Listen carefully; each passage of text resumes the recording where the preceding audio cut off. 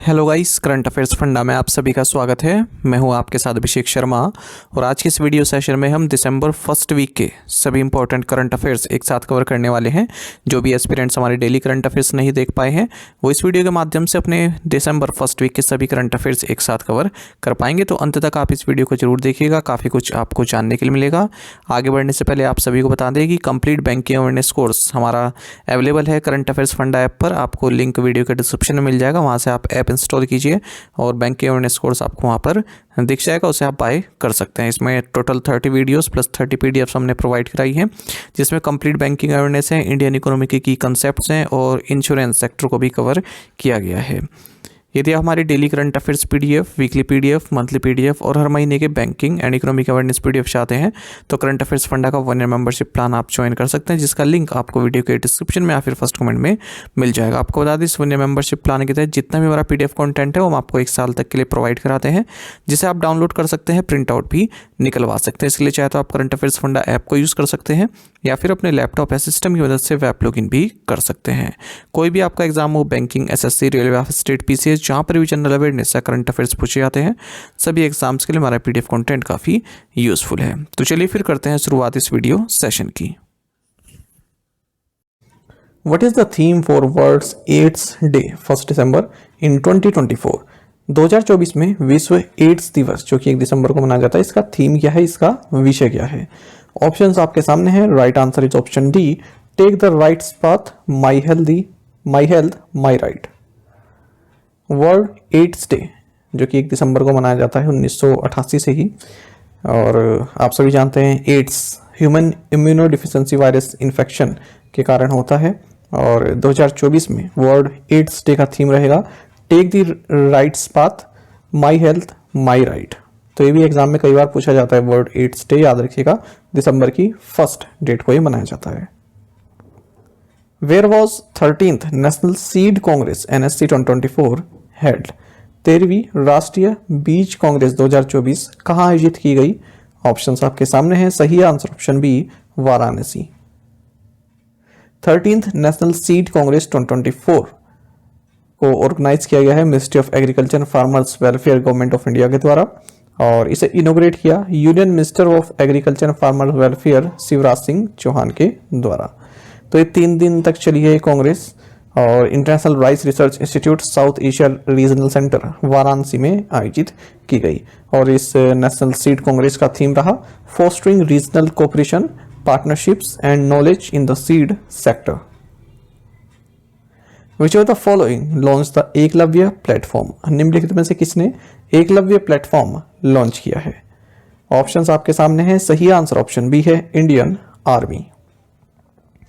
General Upendra Dwivedi जो कि chief of the army staff हैं, इन्होंने एक ऑनलाइन लर्निंग प्लेटफॉर्म लॉन्च किया है इंडियन आर्मी के लिए, जिसका नाम है एकलव्य।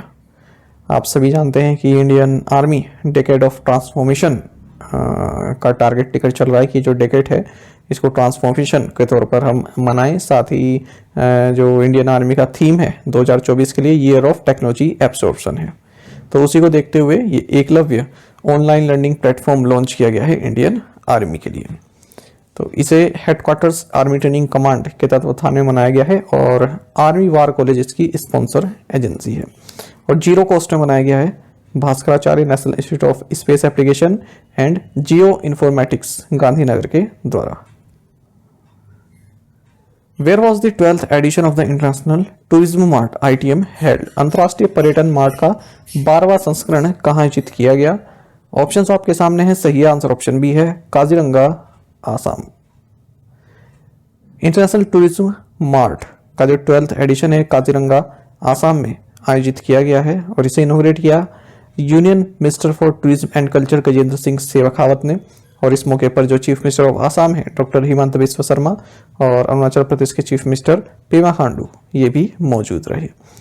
और आपको ये भी जान लेना चाहिए कि इस बार जो है 50th एनिवर्सरी है जब काजीरंगा को नेशनल पार्क डिक्लेयर किया गया था, तो इसलिए ये काजीरंगा में इनोग्रेट किया गया है। काजीरंगा नेशनल पार्क एक यूनेस्को वर्ल्ड हेरिटेज साइट है और अपने 1 हॉर्न राइनोस के लिए जाना जाता है। ये अलग से क्वेश्चन बनता है कि कौन सा नेशनल पार्क 1 हॉर्न राइनोस के लिए जाना जाता है, तो आंसर होता है Kaziranga. Recently the K4 missile was tested by India from which submarine. हाल ही में भारत द्वारा K4 मिसाइल का परीक्षण किस पनडुब्बी से किया गया है? ऑप्शंस आपके सामने हैं। सही आंसर ऑप्शन सी है, INS अरिघाट। भारत ने हाल ही में एक न्यूक्लियर कैपेबल बैलिस्टिक मिसाइल जिसकी रेंज 3500 किलोमीटर तक की है, इसे टेस्ट किया है, वो भी एक न्यूक्लियर पावर्ड सबमरीन से। कहां पर? बे ऑफ बंगाल में। तो इस मिसाइल का नाम है K4 मिसाइल, और किस सबमरीन से इसको टेस्ट किया गया है? INS अरिघाट से, ठीक है, विशाखापट्टनम कोस्ट से। तो ये फर्स्ट टेस्ट है सबमरीन लॉन्च्ड बैलिस्टिक मिसाइल का किसी सबमरीन से। The solid fuel missile was tested at least 5 times in the last few years from submersible platform. इससे पहले भी इसको 5 बार लॉन्च किया जा चुका है, पर सबमर्सिबल प्लेटफॉर्म से, और सबमरीन द्वारा पहली बार किया गया है। अच्छा, ये हाइपरसोनिक मिसाइल्स जो है जनरली जो एक्सप्लोजिव और न्यूक्लियर वारहेड्स होती हैं ये कैरी करती हैं, और स्पीड ऑफ साउंड के 5 times इनकी जो है फ्लाई रेंज हो सकती है, ठीक है, यानी कि मैक 5 तक होती है इनकी रेंज। विच मिनिस्ट्री लॉन्च्ड बाल विवाह मुक्त भारत कैंपेन। किस मंत्रालय ने बाल विवाह मुक्त भारत अभियान शुरू किया है? ऑप्शंस आपके सामने हैं। सही आंसर ऑप्शन सी है, Ministry of child and women development. Government of India ने बाल विवाह मुक्त भारत कैंपेन लॉन्च किया है ताकि ये जो चाइल्ड मैरिज है इसको एरिडिकेट किया जा सके, इस तरह की जो प्रथा है। और गवर्नमेंट ने साथ ही child marriage free Bharat portal भी अनवील किया है इस कैंपेन को सपोर्ट करने के लिए। और इस कैंपेन को सुपरवाइज किया जा रहा है union ministry of child and women development के द्वारा। पूरे देश भर में 130 डिस्ट्रिक्ट में इस कैंपेन को चलाया जा रहा है, जहां पर चाइल्ड मैरिज काफ़ी ज़्यादा होती है। सस्टेनेबल डेवलपमेंट गोल्स रिपोर्ट 2024 के अनुसार 5 में से हर एक लड़की जो है 18 साल पूरे होने से पहले उसकी शादी हो रही है, बल्कि 25 साल पहले 4 में से एक लड़की की इस तरह से चाइल्ड मैरिज हो रही थी। Divith Reddy won the world cadets chess championship in which age category. Divith Reddy ने किस आयु वर्ग में विश्व कैडेट शतरंज चैंपियनशिप जीती है? ऑप्शंस आपके सामने हैं। सही आंसर ऑप्शन बी है, अंडर 8। तो 8 साल के हैं दिविथ रेड्डी हैदराबाद से, और इन्होंने under 8 world cadets chess championship जीती है मॉन्टेसिल्वानो इटली में। अच्छा, आपको एक और स्पोर्ट्स न्यूज जाननी चाहिए। भारत अपना डेब्यू कर रहा है बॉची एंड बॉलिंग में, और क्योंकि जो first ever special Olympics Asia Pacific bocce and bowling competition हो रहा है, ये भारत में ही हो रहा है, Thyagaraj sports complex new Delhi में। Who has been named as the new president and CEO of Samsung Bioepis? Samsung Bioepis के नए अध्यक्ष और मुख्य कार्यकारी अधिकारी के रूप में किसे नियुक्त किया गया है? Right answer is option B, Kyung Ah Kim. Samsung ने क्यूंग आ किम इन्हें president and chief executive officer नियुक्त किया है सैमसंग बायोपिस का। तो ये पहली बार है जब ये साउथ कोरियन कंपनी ने किसी महिला को अपॉइंट किया है इस सीईओ के पद पर, जो कि इनकी फाउंडिंग फैमिली से नहीं आती है। ओवरऑल तो ये सेकंड है, पर पहली है ये जो इनकी फैमिली से नहीं आती है। सैमसंग की शुरुआत 1938 में हुई थी, इनके फाउंडर ली प्योंग चुल हैं। तो उसके बाद से पहली बार कोई इनकी फैमिली से अलग सीईओ पोजीशन पर पहुंची है। Which company has signed an agreement with Mazagon dock ship builders to develop technologies for marine industry. किस कंपनी ने मैरीन इंडस्ट्री के लिए प्रौद्योगिकी विकसित करने के लिए मझगांव डॉक शिप बिल्डर्स के साथ एक समझौते पर हस्ताक्षर किए हैं? Right answer option C, BEML। तो BEML ने एक एग्रीमेंट साइन किया है मझगांव डॉक शिप बिल्डर्स के साथ, ताकि मैरीन इंडस्ट्री के लिए टेक्नोलॉजीज डेवलप की जा सके। तो यहाँ पर जो BEML है ये टेक्निकल सपोर्ट प्रोवाइड कराएगा जो भी स्ट्रेटेजिक इक्विपमेंट होते हैं उनके डिजाइन के लिए, उनकी मैन्युफैक्चरिंग के लिए, जो भी मैरीन एप्लीकेशन में यूज होते हैं। वहीं जो MDL है ये डेडिकेटेड फैसिलिटीज अवेलेबल कराएगा BEML की जो रिसर्च टीम है उन्हें। Doctor Uday Shankar Awasthi who was honoured with 2024 Rochdale Pioneers award is the MD and CEO of which organisation. 2024 Rochdale Pioneers award से सम्मानित डॉक्टर उदय शंकर अवस्थी किस संगठन के MD और CEO है? मैनेजिंग डायरेक्टर और चीफ एग्जीक्यूटिव ऑफिसर हैं। ऑप्शंस आपके सामने हैं। सही आंसर ऑप्शन बी है, इफ्को। तो डॉक्टर उदय शंकर अवस्थी जो कि managing director and chief executive officer हैं, इंडियन फार्मर्स फर्टिलाइजर कोऑपरेटिव के इफ्को के इन्हें 2024 रोस्टेल पायनियर्स अवार्ड दिया गया है इंटरनेशनल कोऑपरेटिव अलायंस आईसीए के द्वारा। तो हाल ही में आप सभी जानते हैं ICA global conference new Delhi में हुई थी, तो उसी दौरान जो आईसीए के प्रेसिडेंट हैं एरियल ग्वारको, इन्होंने ये अवार्ड अवस्थी को दिया है। मिस्टर अवस्थी सेकंड इंडियन है जिसे ये प्रेस्टिजियस अवार्ड मिला है। इनसे पहले वर्गीस क्यूरियन जो कि father of Indian white revolution कहलाते हैं, इन्हें भी अवार्ड मिला था 2001 में। तो ये भी एक महत्वपूर्ण क्वेश्चन है। Which award did toxic win at the 55th international film festival of India in Goa? Goa में 55वें भारतीय अंतर्राष्ट्रीय फिल्म महोत्सव में टॉक्सिक ने कौन सा पुरस्कार जीता? ऑप्शंस आपके सामने हैं। सही आंसर ऑप्शन डी है, गोल्डन पीकॉक अवार्ड। बात करते हैं international film festival of India की 55th एडिशन की, जो कि doctor Shyama Prasad Mukherjee indoor stadium Panaji Goa में समाप्त हो गया है, एंड हो गया है। और इस फेस्टिवल के लिए ऑस्ट्रेलिया कंट्री ऑफ फोकस रहा। इसमें जो जूरी थी इंटरनेशनल कंपटीशन के लिए, इसमें Anthony chain, Elizabeth Carlsen, फ्रैन Bojia, जिल पिलकॉग और जूरी चेयरपर्सन थे आशुतोष गोवारिकर। तो एक फैक्ट तो यहाँ से निकल के आता है कि जूरी चेयरपर्सन आशुतोष गोवारिकर थे भारत के। अब इसमें हम अवार्ड्स देख लेते हैं, किसको क्या अवार्ड्स मिला है। तो टॉक्सिक ये एक मूवी है, इसे गोल्डन पीकॉक अवार्ड मिला है फॉर द बेस्ट फिल्म। ये एग्ज़ाम में पूछा जाएगा, याद रखिएगा इसको। और इसके जो डायरेक्टर हैं या फिल्म मेकर हैं वो सोले ब्ल्यूवेट हैं, जो कि एक Lithuanian film maker and screen writer हैं। नेक्स्ट अवार्ड की बात करते हैं, silver peacock for best director. ये अवार्ड दिया गया है रोमानिया के writer and director Bogdan Muresanu को, इनकी film the new year that never came. Next award है silver peacock for best actor male. ये दिया गया है क्लेमेंट फेवियो को, इनकी फिल्म होलिकाओ के लिए। नेक्स्ट अवार्ड है silver peacock for best actor female. ये अवार्ड दिया गया है वेस्टा मतुलित और लीवा रुपिकेट को, इनकी फिल्म टॉक्सिक के लिए। आगे इसी को कंटिन्यू करें अगर हम, तो स्पेशल जूरी अवार्ड दिया गया है फ्रेंच फिल्म मेकर लुइस कोरवॉइसियर को होलिकाओ मूवी के लिए। Best debut feature film of a director, ये दिया गया है फैमिलियर टच को, और अमेरिकन डायरेक्टर हैं इसके सारा फ्रीडलैंड। नवजोत बांदीवादकर, इनकी जो मराठी फिल्म है घराट गणपति, इसके लिए इन्हें best debut director of Indian feature film award दिया गया है। आगे अगर हम बात करें आईसीएफटी यूनेस्को गांधी मेडल, तो ये दिया गया है फिल्म क्रॉसिंग को, जिसे लेवान अकीन ने लिखा है। Satyajit Ray life time achievement award for excellence in cinema, ये दिया गया है legendary Australian film director Phillip Noyce को। बेस्ट वेब सीरीज अवार्ड दिया गया है लंपन को, जिसे डायरेक्ट किया है निपुण धर्माधिकारी ने। विक्रांत मैसी, इन्हें Indian film personality of the year award दिया गया। आप सभी जानते हैं 12th फेल मूवी में थे लीड रोल में। वहीं iconic Indian director Ramesh Sippy और एक्टर जया प्रदा, इन्हें भी फेलिसिटेड यहाँ पर किया गया है इंडियन सिनेमा इनके कंट्रीब्यूशन के लिए, इंडियन सिनेमा में इनके कंट्रीब्यूशन के लिए। Who won the Las Vegas grand prix title? Las Vegas grand prix का खिताब किसने जीता है? ऑप्शंस आपके सामने हैं। सही आंसर ऑप्शन सी है, जॉर्ज रसेल। देखिए इसमें कंफ्यूज नहीं होना है आपको, ध्यान से सुनिएगा क्या है पूरा क्वेश्चन। देखिए सबसे पहले बात करते हैं हम यहाँ पर मैक्स वर्स्टैपन की।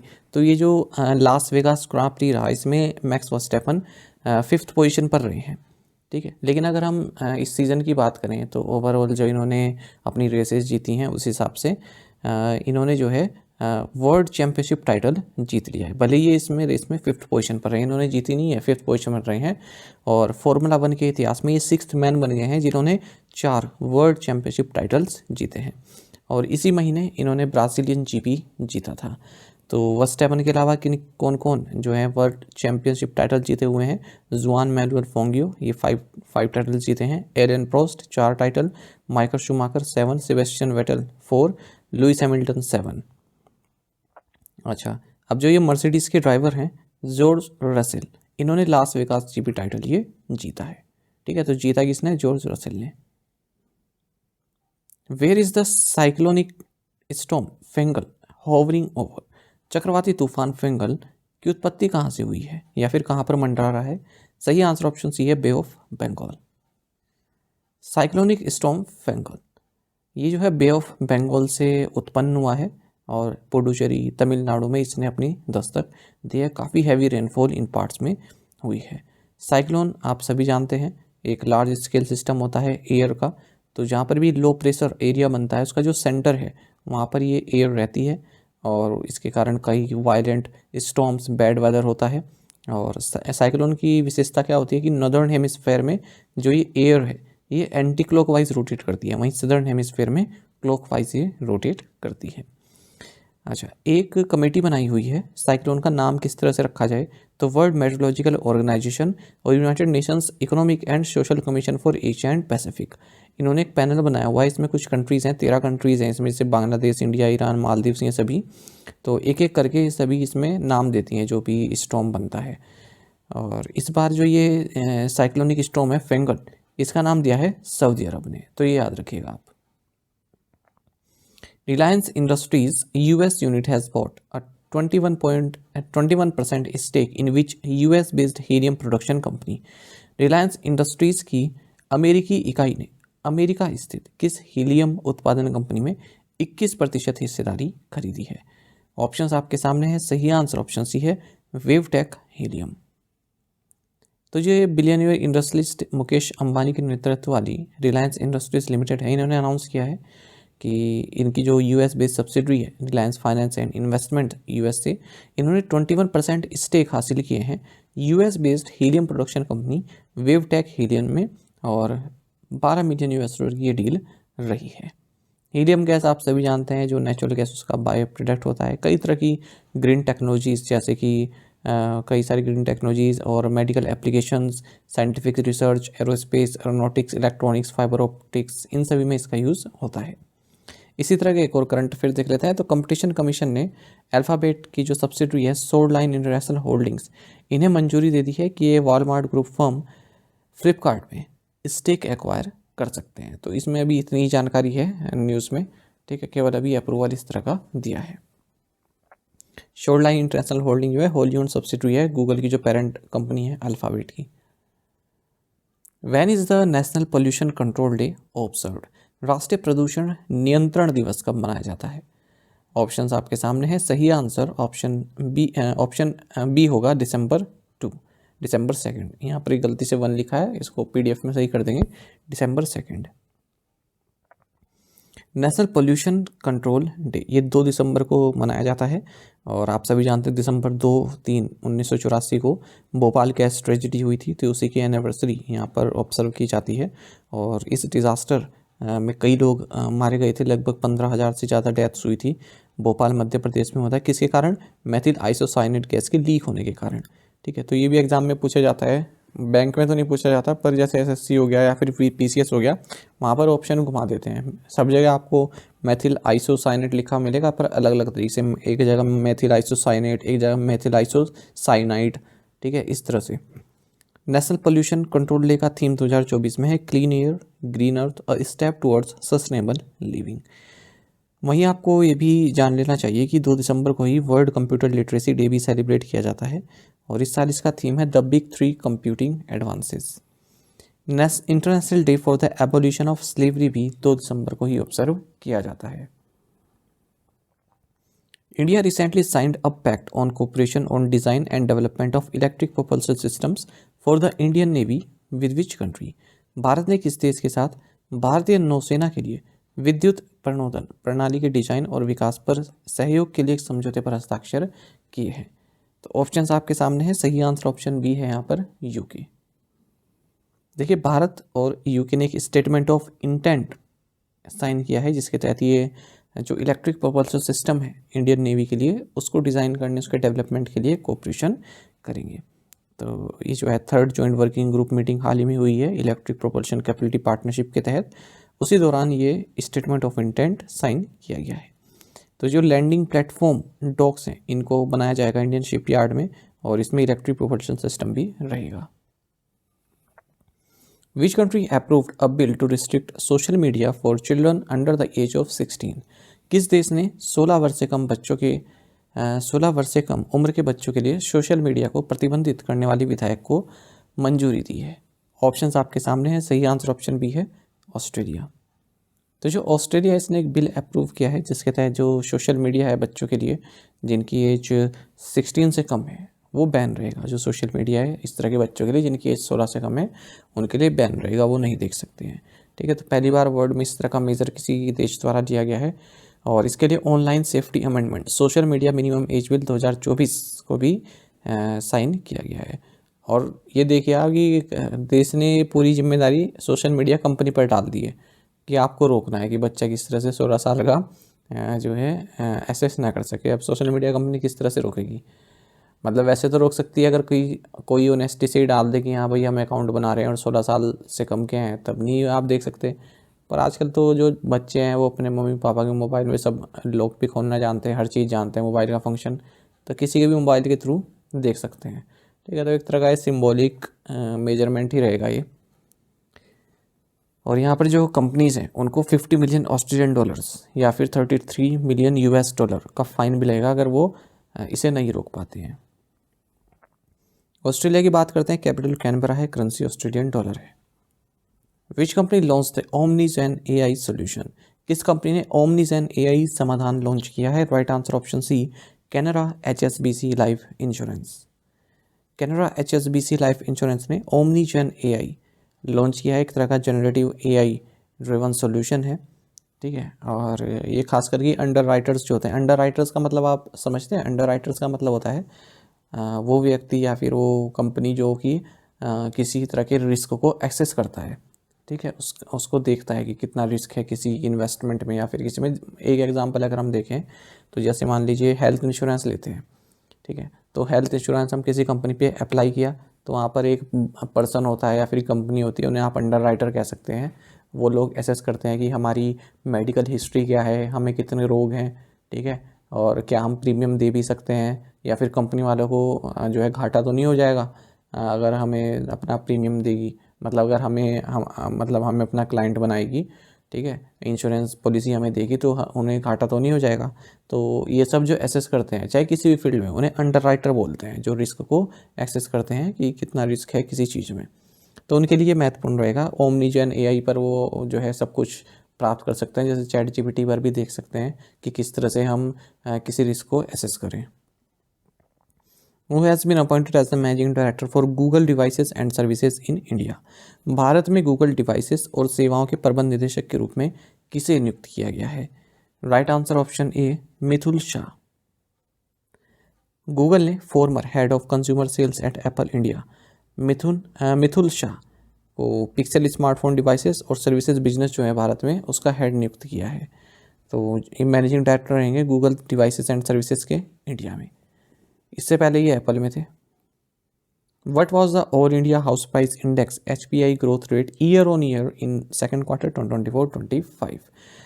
2024-25 सेकेंड क्वार्टर में अखिल भारतीय आवास मूल्य सूचकांक की वृद्धि दर वर्ष दर वर्ष क्या थी? Right answer option B, 4.3%।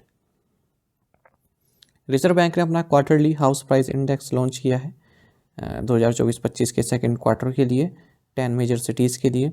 और जो all India house price index है ये 4.3% से बढ़ा है ईयर ऑन ईयर बेसिस पर 2024-25 सेकेंड क्वार्टर में। और प्रीवियस क्वार्टर में 3.3% था और एक साल पहले जो है ये 3.5% था सेकेंड क्वार्टर में ही। और जो HPI ग्रोथ देखें अगर हम तो 8.8% ग्रोथ बेंगलुरु में रही है, वही -2.0 की जो है डिक्लाइन कानपुर में देखने के लिए मिला। यदि हम सिक्वेंशियल बेसिस पर बात करें, सिक्वेंशियल मतलब क्वार्टर बेसिस पर, तो ऑल इंडिया HPI 0.1% से डिक्रीज़ किया है 2024-25 के सेकेंड क्वार्टर में। और अहमदाबाद, कोलकाता, लखनऊ, चेन्नई यहाँ पर सिक्वेंशियल राइज देखने को मिला है हाउस प्राइसेस में। What was India's real GDP growth rate in July to September 2024? जुलाई सितंबर 2024 में भारत की वास्तविक GDP विकास दर क्या थी? Right answer option B, 5.4%। देखिए इंडिया की जो real growth domestic product growth है ये 7 क्वार्टर लो पर पहुंच गई है, मतलब पिछले 7 क्वार्टर में इतनी लो नहीं हुई जितनी अब ये पहुंच गई है। तो अगर हम इसमें बात करते हैं तो 5.4% रही है जुलाई से सितंबर 2024 के क्वार्टर में। और कारण भी पूछ लेते हैं एग्जाम में कि क्यों इतनी कम रही है, क्योंकि मैन्युफैक्चरिंग में और माइनिंग एंड क्वेरिंग में ग्रोथ बिल्कुल भी देखने के लिए नहीं मिली है, काफ़ी कम ग्रोथ देखने के लिए मिली है। तो ये सब डेटा है नेशनल स्टैटिस्टिक्स ऑफिस के द्वारा। तो जो 5.4% की ग्रोथ रेट देखने को मिली है सेकेंड क्वार्टर में, ये अप्रैल से जून क्वार्टर में जो ग्रोथ थी 6.7 इससे भी कम है, और जुलाई से सितंबर 2023 की जो ग्रोथ थी 8.1 उससे भी कम है। मैन्युफैक्चरिंग की अगर बात करें तो टोटल जो ग्रोस वैल्यू एडेड आउटपुट है उसमें 17% इसका शेयर रहता है, ये केवल 2.2% से बढ़ा है जुलाई से सितंबर में। वहीं माइनिंग एंड क्वेरिंग की बात करें तो इसमें भी 0.1% का कॉन्ट्रैक्शन देखने के लिए मिला है, जबकि जो प्रीवियस क्वार्टर में 7.2% की ग्रोथ इसमें देखने को मिली थी और एक साल पहले 11.1% की ग्रोथ इसमें देखने के लिए मिली थी। प्राइमरी सेक्टर्स की बात करें तो एग्रीकल्चर 3.5% से ग्रो किया है जुलाई से सितंबर में। कंस्ट्रक्शन सेक्टर में हाई सिंगल डिजिट ग्रोथ देखने को मिली है 7.7% की। सर्विसेज सेक्टर भी जो है 7.1% से बढ़ा है। Which award did GAIL India Limited receive at the FIPI Oil and Gas Awards 2023? FIPI Oil and Gas Awards 2023 में गेल इंडिया लिमिटेड को कौन सा पुरस्कार प्राप्त हुआ? Right answer option D, hydrogen promoting company of the year. तो GAIL India limited को जो है FIPI oil and gas award 2023 में जो है एक अवार्ड मिला है, initiatives in promoting hydrogen company of the year award. तो ये अवार्ड दिया गया है हरदीप सिंह पुरी, जो कि union minister of petroleum and natural gas हैं। For which term has India been re-elected to the UN peace building commission? Bharat को संयुक्त राष्ट्र शांति निर्माण आयोग में किस कार्यकाल के लिए पुनः चुना गया है? राइट आंसर ऑप्शन ए 2025-2026। देखिए, भारत को UN पीस बिल्डिंग कमीशन में री-इलेक्ट किया गया है 2025-26 के लिए। इंडिया का जो करंट टर्म है इस कमीशन का, ये 31 दिसंबर को एक्सपायर हो रहा है। जो पीस बिल्डिंग कमीशन है इंटर गवर्नमेंटल एडवाइजरी बॉडी है और इसमें 31 मेंबर स्टेट्स हैं जिन्हें general assembly, security council, economic and social council से इलेक्ट किया जाता है। Which two countries participated in the joint military exercise अग्नि वॉरियर? अग्नि वॉरियर संयुक्त सैन्य अभ्यास किन दो देशों के बीच आयोजित किया गया? ऑप्शंस आपके सामने हैं और सही आंसर ऑप्शन डी है, India and Singapore.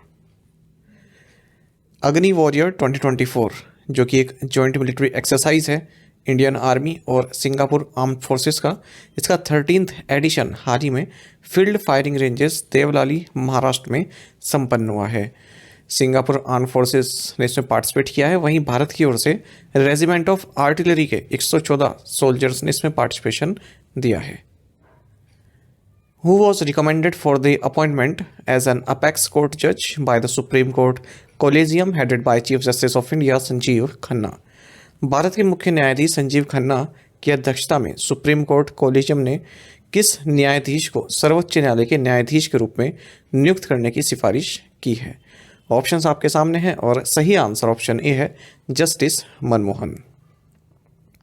Supreme court collegium जिसकी अध्यक्षता chief justice of India Sanjeev Khanna ने की, इन्होंने chief justice of Delhi high court justice Manmohan इनके नाम की सिफारिश की है कि इन्हें सुप्रीम कोर्ट में जज बनाया जाए। तो अभी ये जो अपॉइंटमेंट है ये केंद्र सरकार के पास जाती है, इनकी जो रिकमेंडेशन होता है, और अमूमन ये रिकमेंडेशन मान ली जाती है। तो आप सब यही जानते होंगे कि सुप्रीम कोर्ट की जो स्ट्रेंथ है, मैक्सिमम स्ट्रेंथ, वो 34 जजेस की है।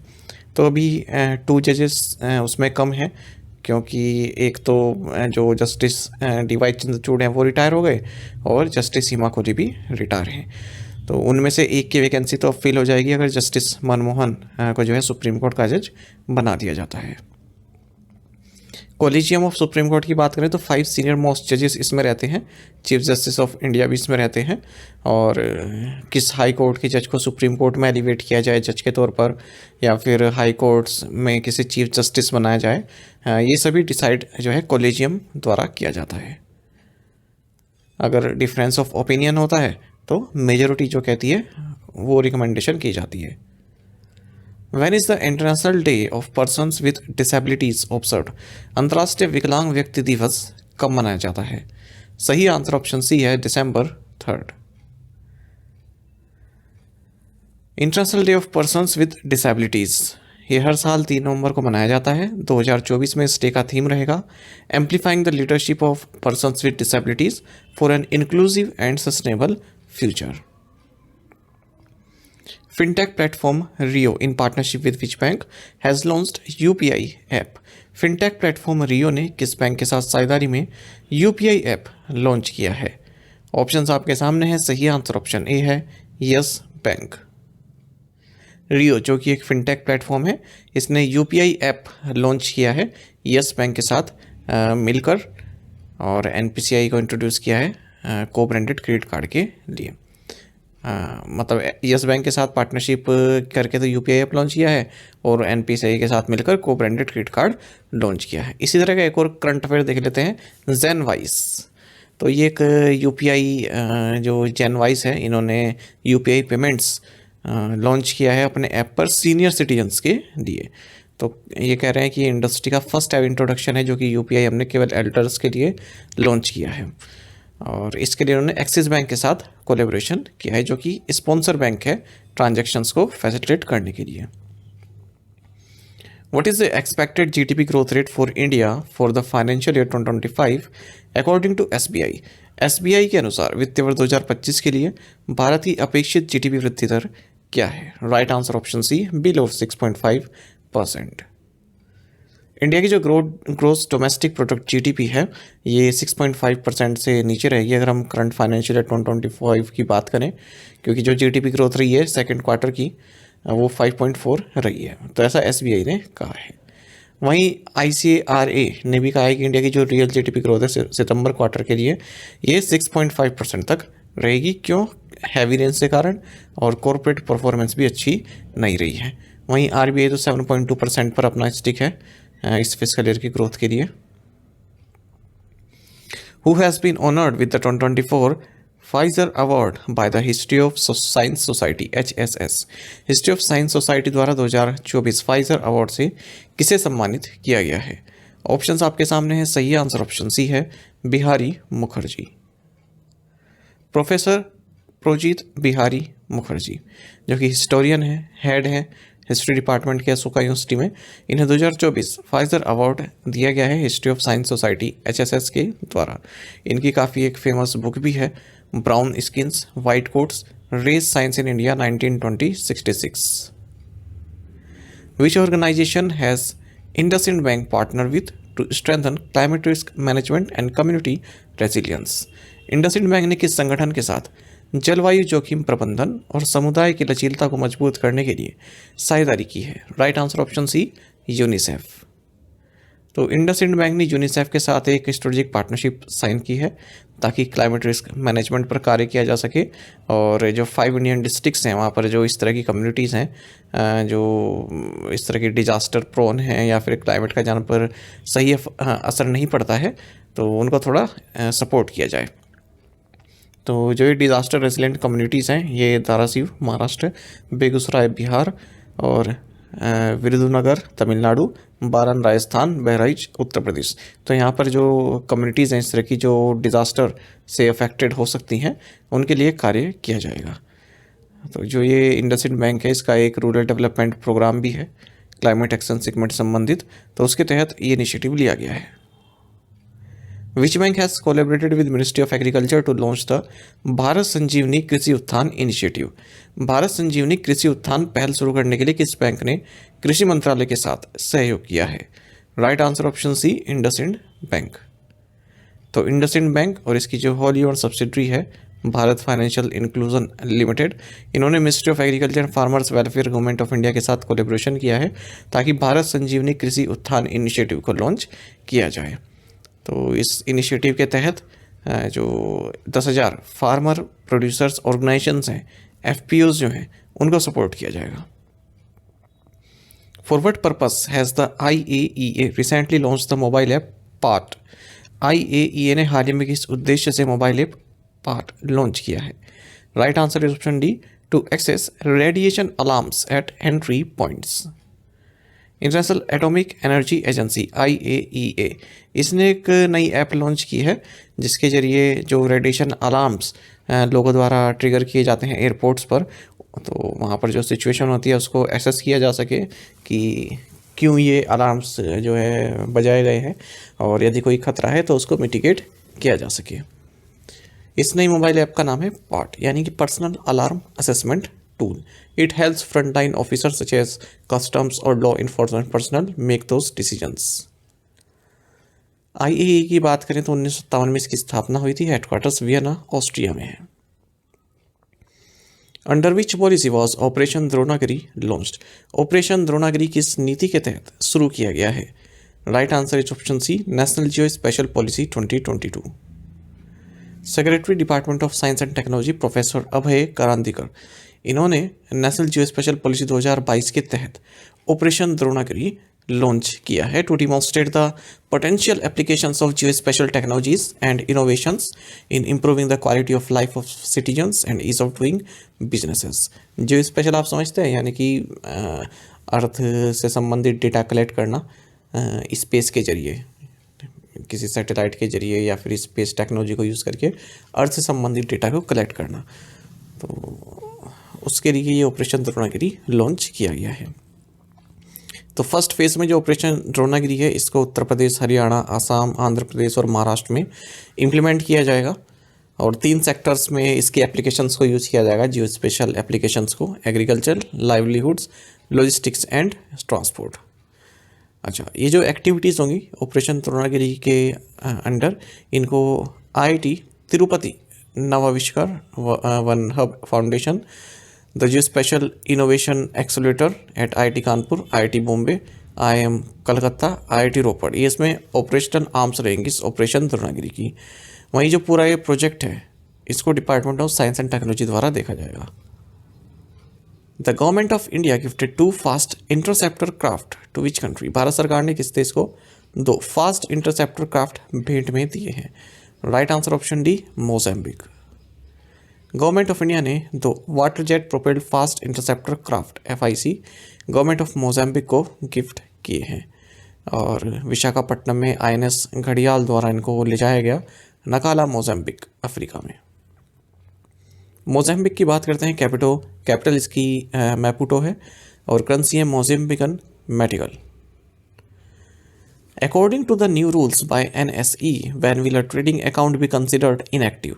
NSE के नए नियमों के मुताबिक किसी ट्रेडिंग खाते को कब निष्क्रिय माना जाएगा? Right answer option D, after 24 months. National stock exchange ने जो ट्रेडिंग अकाउंट्स को इनएक्टिवेट किया जाता है, या फिर जो इनएक्टिवेट ट्रेडिंग अकाउंट्स हैं, उनसे संबंधित जो कुछ रूल्स हैं उनको रिलैक्स किया है, जो प्रोविजंस हैं उनको रिलैक्स किया है। अब तक क्या होता है, कोई अकाउंट है वो इनएक्टिव है 12 महीने, तो उसको इनएक्टिव माना जाता है, तो इस टाइम पीरियड को बढ़ाकर 24 मंथ्स कर दिया गया है कि अब 24 महीने तक अगर कोई अकाउंट एक्टिवेट नहीं होता है उसके बाद उसे समझा जाएगा कि इनएक्टिव है। और जो अभी एग्जिस्टिंग क्लाइंट्स हैं जिनके अकाउंट इनएक्टिव हुए हैं क्योंकि 12 महीने से उन्होंने कोई उसमें कार्य नहीं किया है, तो उनको एक्टिव माना जाएगा अब। ठीक है, अगर 24 महीने तक भी नहीं करते हैं तब इनएक्टिव उनको माना जाएगा। तो अपने अकाउंट खुलवा सकते हैं वो अपने डिटेल्स वगैरह अपडेट करके। अर्लियर ओनली ट्रेडिंग, अब इससे पहले क्या होता था, केवल equity, F&O, commodities and currencies, इन्हीं को ही एक्टिव करने के लिए माना जाता था इस तरह के ऑपरेशंस को, या फिर इन सभी फील्ड में ट्रेडिंग करने के लिए एक्टिव माना जाता था। लेकिन अब इसका दायरा और बढ़ा दिया गया है। अब अगर आप ट्रेड कर रहे हैं IPO में, म्यूचुअल फंड में, सॉवरेन बॉन्ड्स में, OFS में, बायबैक्स में, इनको भी अब इस प्रोविज़न के तहत लाया जाएगा। Any account once marked inactive can be activated by the broker only after doing an in-person verification either physically or in digital mode। ठीक है, तो कोई एक्टिव इनएक्टिव अकाउंट है उसको एक्टिव कब किया जा सकता है ब्रोकर द्वारा? जब वो फिजिकल या फिर डिजिटल मोड में इन पर्सन वेरिफिकेशन उसका कर ली। Who introduced a framework to allow foreign portfolio investors to convert their investments to foreign direct investment? विदेशी पोर्टफोलियो निवेशकों द्वारा अपने निवेश को प्रत्यक्ष विदेशी निवेश में बदलने की अनुमति देने के लिए किसने एक रूपरेखा पेश की है? राइट आंसर ऑप्शन है RBI। तो हाल ही में रिजर्व बैंक ऑफ इंडिया ने एक फ्रेमवर्क इंट्रोड्यूस किया है जिसके तहत जो फॉरेन पोर्टफोलियो इन्वेस्टर्स हैं यानी कि एफपीआई इन्वेस्टर्स हैं वो अपनी इन्वेस्टमेंट को एफडीआई में कन्वर्ट कर सकते हैं, फॉरेन डायरेक्ट इन्वेस्टमेंट में कन्वर्ट कर सकते हैं। An investment made by foreign portfolio investor along with its investor group should be less than 10% of the total paid up equity capital on a fully diluted basis। जो total paid up equity capital है company की उसे 10% से कम होनी चाहिए जो इनकी foreign portfolio investment है, ठीक है, तभी जो है ये कार्य किया जा सकता है। अच्छा, यहाँ पर आपको जानना चाहिए कि एफपीआई और एफडीआई में क्या अंतर है, बहुत महत्वपूर्ण है। अगर आप इंटरव्यू देने जाते हैं तो वहाँ पर भी पूछा जाता है। एफपीआई यानी कि फॉरेन पोर्टफोलियो इन्वेस्टर, तो ये लोग इन्वेस्ट करते हैं जैसे स्टॉक्स हो गया, बॉन्ड्स हो गया, ठीक है।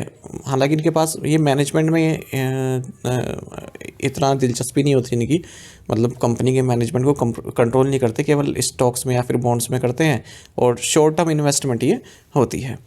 एफडीआई में बल्कि क्या होता है कि किसी कंपनी में या फिर प्रोजेक्ट में इन्वेस्ट करते हैं और ओनरशिप या फिर कंट्रोल भी इनके हाथ में आ जाता है। फिर से अगर हम एफपीआई की बात करें तो ये शॉर्ट टर्म है और यहाँ से पैसा क्विकली आप विड्रॉ कर सकते हैं, लेकिन एफडीआई जो है लॉन्ग टर्म ऑपरेशन होता है और किसी एंटरप्राइजेस में अगर आपका लार्ज इंटरेस्ट है तो आप उसमें एफडीआई करते हैं। The central government has exempted which category of industries from obtaining prior approval from state pollution control boards। केंद्र सरकार ने किस श्रेणी की औद्योगिक इकाइयों को राज्य प्रदूषण नियंत्रण बोर्ड से पूर्व अनुमति लेने से छूट दी है? Right answer option B, white category. तो देखिए जो नॉन पॉल्यूटिंग इंडस्ट्रीज़ हैं उनके लिए एक मेजर रिलीफ है। सेंट्रल गवर्नमेंट ने अनाउंस किया है कि इस तरह की इंडस्ट्रीज़ जो वाइट कैटेगरी में आती हैं उन्हें जो है किसी भी तरह का प्रायर अप्रूवल लेने की ज़रूरत नहीं है स्टेट पोल्यूशन बोर्ड से अपने आप को इस्टेब्लिश या फिर ऑपरेट करने के लिए, और ये परमिशंस कहलाएंगी कंसेंट टू इस्टेब्लिश या फिर consent to operate.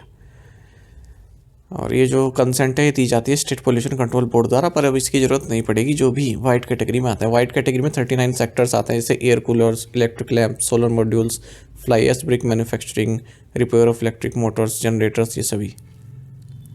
What is the name of the new hyperspectral satellite constellation unveiled by Pixel? Pixel द्वारा अनावरण किए गए नए हाइपरस्पेक्ट्रल उपग्रह समूह का नाम क्या है? Right answer option B, fireflies. Pixel जो कि एक Bengaluru based hyper spectral imaging and earth observation company है, इसने कमर्शियल सैटेलाइट कॉन्स्टलेशन लॉन्च किया है जिसका नाम है फायरफ्लाइज। तो फायरफ्लाइज क्या है? एक कॉन्स्टलेशन है 6 next generational hyper spectral satellites का, 6 सैटेलाइट्स हैं इसमें और नेक्स्ट ईयर इसको लॉन्च किया जाएगा। इसको एक्सपैंड करके 24 सैटेलाइट्स किया जाएगा।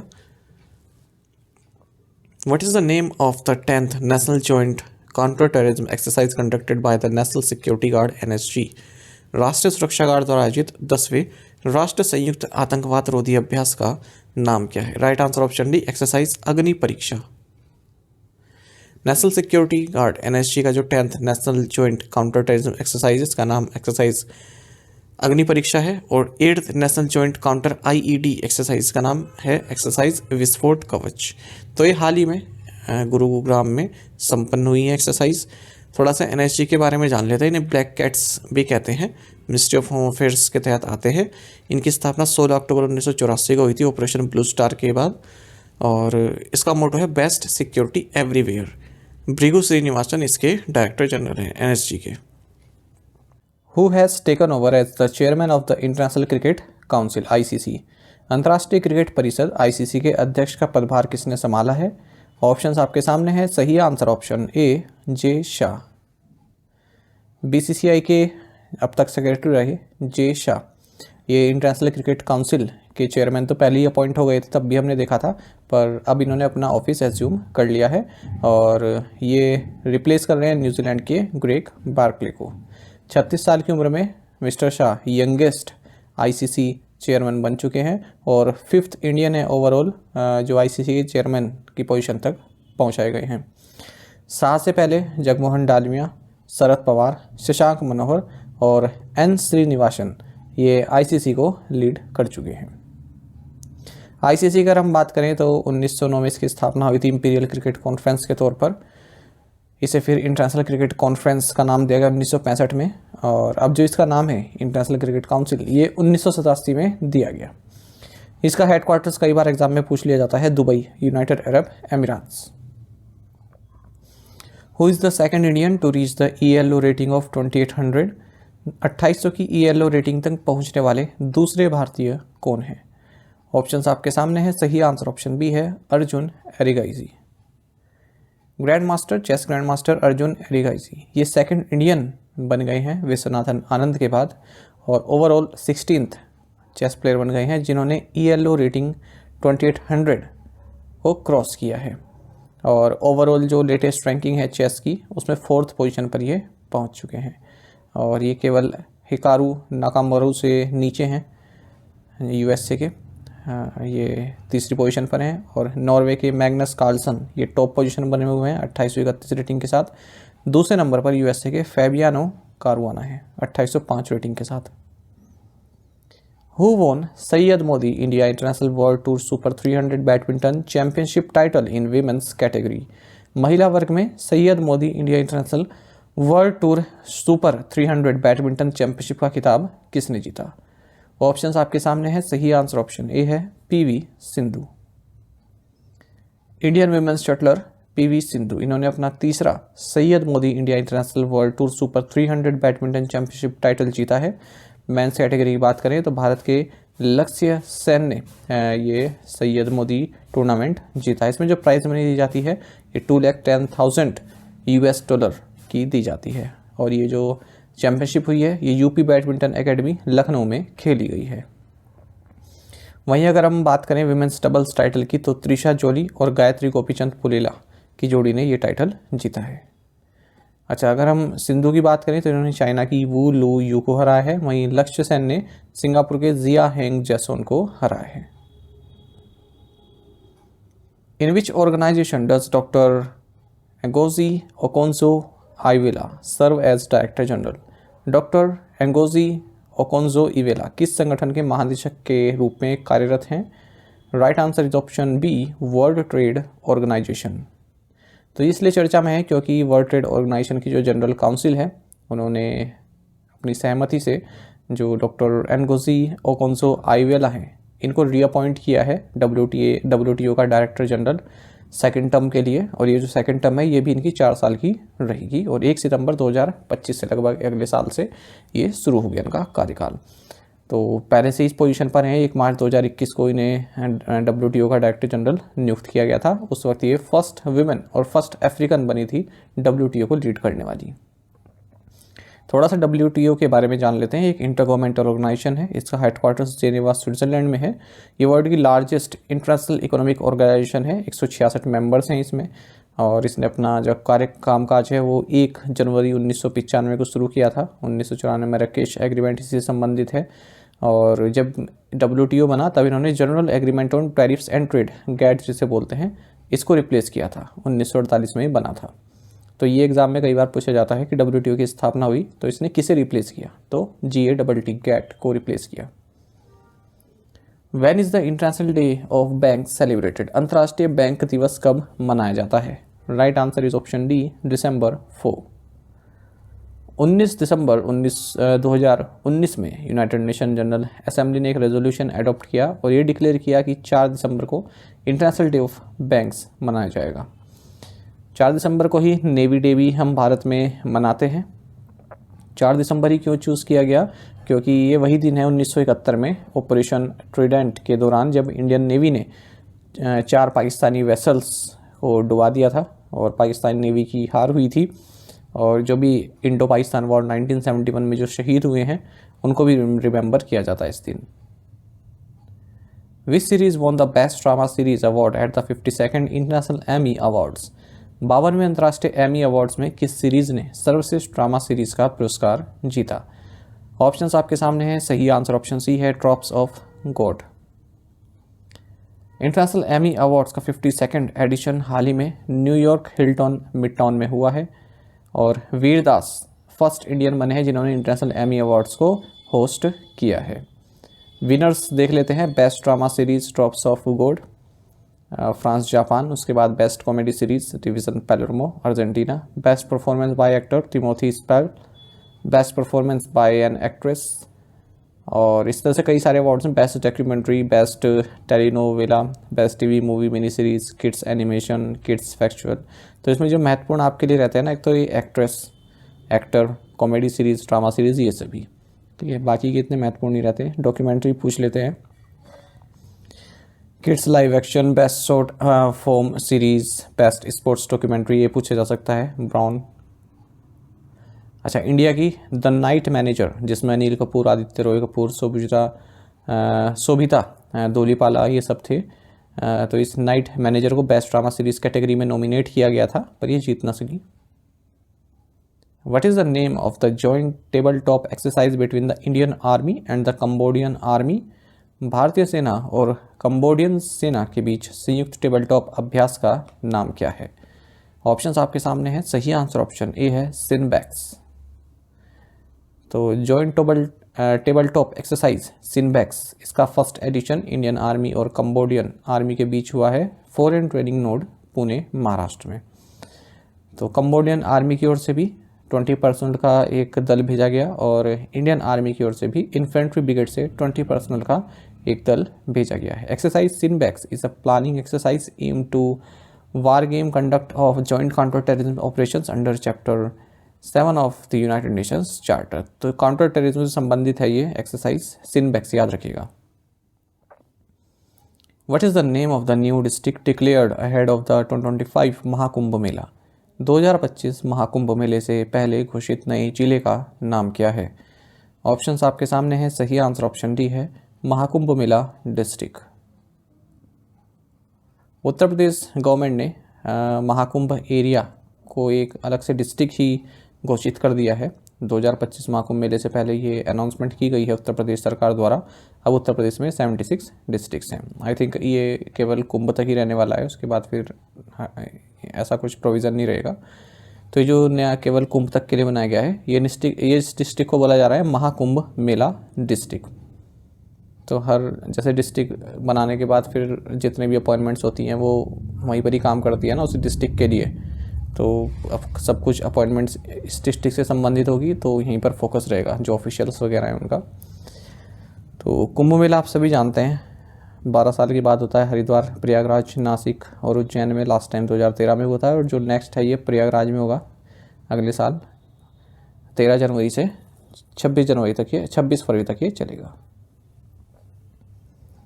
What is the Oxford word of the year for 2024? 2024 के लिए Oxford word of the year क्या है? ऑप्शंस आपके सामने है। सही आंसर ऑप्शन सी है ब्रेन रॉट।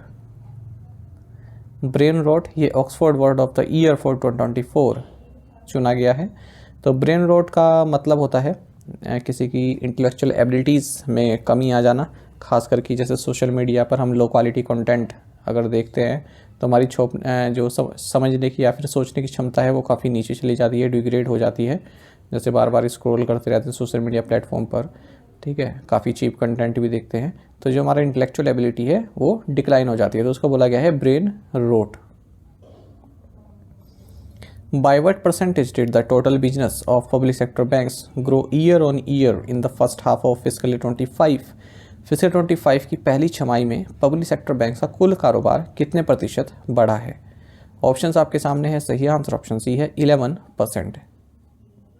तो पब्लिक सेक्टर बैंक्स ने काफ़ी अच्छी परफॉर्मेंस दिखाई है फिस्कल 25 के फर्स्ट हाफ में। टोटल बिजनेस ये 236.04 लाख करोड़ रुपए पहुंच गया, यानी कि ईयर ऑन ईयर बेसिस पर देखें तो 11% की वृद्धि देखने के लिए मिली है। जो ग्लोबल क्रेडिट है पब्लिक सेक्टर बैंक्स का, ये 12.9% की वृद्धि हुई है, 102.29 लाख करोड़ पहुंच गया। वहीं डिपॉजिट पोर्टफोलियो जो है उसमें 9.5% वृद्धि हुई है, 133.75 लाख करोड़ पर पहुंच गया है। जो ऑपरेटिंग प्रॉफिट है पब्लिक सेक्टर बैंक्स का फिस्कल 25 के फर्स्ट हाफ में 1,50,023 करोड़ रुपए पहुंच गया है, यानी कि 14.4% की ईयर ऑन ईयर वृद्धि देखने के लिए मिली है। वहीं नेट प्रॉफिट ये 25.6% ईयर ऑन ईयर बढ़ा है और 50,520 करोड़ रुपए पहुंच गया है। जो ग्रोस नॉन परफॉर्मिंग एसेट है ये भी 3.12% तक डिक्लाइन देखने को मिला है। वहीं नेट एनपीए में 0.63% तक डिक्लाइन देखने के लिए मिला है। जो पब्लिक सेक्टर बैंक का capital to risk weighted assets ratio है ये 15.43% रहा है सितंबर 2024 में। Which Indian company signed a long term time charter contract with Kawasaki Kisen Kaisha K line for an LNG ship? किस भारतीय कंपनी ने एलएनजी जहाज के लिए कावासाकी किसेन कैसा के साथ दीर्घकालिक चार्टर अनुबंध पर हस्ताक्षर किए? Right answer option D, GAIL India. तो गेल इंडिया ने एक long term time charter contract sign किया है कावासाकी किसेन कैसा के साथ, जिसके तहत एक नया एलएनजी शिप बिल्ड किया जाएगा और 2027 तक इस पर कार्य भी शुरू होगा। तो एलएनजी शिप जो है ये एक मॉडर्न 2 स्ट्रोक वेसल रहेगा। टैंक कैपेसिटी 1,74,000 क्यूबिक मीटर्स की रहेगी। इसको बिल्ड किया जाएगा Samsung heavy industries limited Korea के द्वारा। What was the total gross GST collection in November 2024? नवंबर 2024 में कुल सकल जीएसटी संग्रह कितना था? ऑप्शंस आपके सामने है। सही आंसर ऑप्शन बी है 1.82 lakh crore rupees. The gross GST collection ये 8.5% से बढ़कर अब मतलब 8.5% से बढ़ा है और टोटल वैल्यू कितनी रही इसकी 1.82 लाख करोड़ रुपीस नवंबर में। सेंट्रल जीएसटी देखें तो 34,141 करोड़ रुपए, स्टेट जीएसटी 43,047 करोड़ रुपए, इंटीग्रेटेड आईजीएसटी 91,828 करोड़ और सेस 13,253 करोड़ रुपए कलेक्ट हुआ है। जो total gross goods and services tax revenue है वो 8.5% से बढ़ा है और 1.82 लाख करोड़ रहा नवंबर में। Which country tops the global list for mobile malware attacks? Mobile malware हमलों की वैश्विक सूची में कौन सा देश शीर्ष पर है? राइट आंसर ऑप्शन है इंडिया। तो भारत जो है, अगर हम मोबाइल मैलवेयर अटैक्स की बात करें तो भारत इस लिस्ट में टॉप पर है। सबसे ज़्यादा भारत में इस तरह के अटैक्स होते हैं, मालवेयर अटैक्स, और यूनाइटेड स्टेट्स और कनाडा को भारत ने पीछे छोड़ दिया है, ऐसा एक रिपोर्ट ने कहा है। रिपोर्ट का नाम है Zscaler threat labs 2024 mobile IoT and OT threat report. तो इन्होंने लगभग 20 billion thread related mobile transactions और साइबर थ्रेड्स को एनालाइज किया है जून 2023 से मई 2024 के बीच में जो हुए हैं। अच्छा, लगभग इसमें जो हाफ मोबाइल अटैक्स हैं ये ट्रोजन्स अटैक्स रहे हैं, यानी कि ऐसे मालवेयर जिसमें यूज़र को ट्रिक किया जाता है कि वो कुछ डाउनलोड कर ले और फिर मैलिशियस सॉफ्टवेयर उसके सब सिस्टम में चल जाता है। फाइनेंशियल सेक्टर काफ़ी वल्नरेबल है इस तरह के अटैक्स के लिए। 29% इंक्रीज़ देखने को मिला है बैंकिंग मैलवेयर अटैक्स में और 111% राइज देखने को मिला है मोबाइल स्पायरवेयर अटैक्स में। What type of tax was withdrawn by the Indian government on domestic crude oil and export of fuels? Bharat सरकार द्वारा घरेलू कच्चे तेल और ईंधन के निर्यात पर किस प्रकार का कर वापस ले लिया गया? Right answer option D, windfall profit tax. तो गवर्नमेंट ने 30 महीने से चले आ रहा विंडफॉल प्रॉफिट टैक्स, जिसे ये डोमेस्टिकली प्रोड्यूस्ड क्रूड ऑयल पर लगाते हैं और जेट फ्यूल डीजल पेट्रोल के एक्सपोर्ट पर लगाते हैं, तो उसे स्क्रैप कर दिया है, उसे समाप्त कर दिया है, क्योंकि इंटरनेशनल ऑयल प्राइसेस में काफ़ी डिक्लाइन देखने के लिए मिला है। साथ ही जो रोड एंड इंफ्रास्ट्रक्चर सेस लगाया जाता है पेट्रोल डीजल के एक्सपोर्ट पर, उसको भी विड्रॉ कर लिया गया है। पहली बार भारत ने जो विंडफॉल प्रॉफिट टैक्स है ऑयल्स पर, ये 1 जुलाई 2022 को लगाना शुरू किया था, जब ये जो एनर्जी कंपनीज़ हैं ये अनएक्सपेक्टेड प्रॉफिट्स कमा रही थी। तो रिलायंस इंडस्ट्रीज लिमिटेड और रोसनेफ्ट बैक्ड नयारा एनर्जी, ठीक है, प्राइमरी एक्सपोर्टर हैं फ्यूल के भारत में। विंडफॉल टैक्स मैंने आपको पहले ही बताया, जब किसी सेक्टर में कुछ ऐसी सिचुएशंस आ जाए, इस तरह की कंडीशन बन जाए कि उस सेक्टर में अनएक्सपेक्टेड उछाल देखने के मिले, काफ़ी प्रॉफिट हो जाए, तो सरकार उस पर जो है टैक्स लगा देती है। ठीक है, जैसे यहाँ पर ऑयल वगैरह के लिए देखना मिला रशिया यूक्रेन के कारण। और मैंने आपको पहले ही बताया, जब कोविड वगैरह का टाइम था तब जैसे मास्क हो गए और ये सैनिटाइज़र हो गए, तो इनके बिज़नेस में काफ़ी अनएक्सपेक्टेड वृद्धि देखने की मिली। मतलब कंपनीज ने तो कोई ऐसा एफर्ट नहीं लगाया कि जो है बिक्री बढ़ जाए, पर कुछ सिचुएशन, ग्लोबल सिचुएशन इस तरह की हुई, कोविड आ गया, कि इनमें काफ़ी राइज देखने को मिला। तो इस तरह के जब एकदम अनएक्सपेक्टेड राइज देखने को मिले प्रॉफिट में, तो सरकार कुछ पैसा अपने पास रखती है टैक्स लगाकर, उसको विंडफॉल टैक्स कहते हैं। How much funding did India and the Asian Development Bank agree upon for enhancing horticulture crop productivity? बागवानी फसल उत्पादकता बढ़ाने के लिए भारत और एशियाई विकास बैंक ने कितनी धनराशि के लोन पर हस्ताक्षर किए हैं?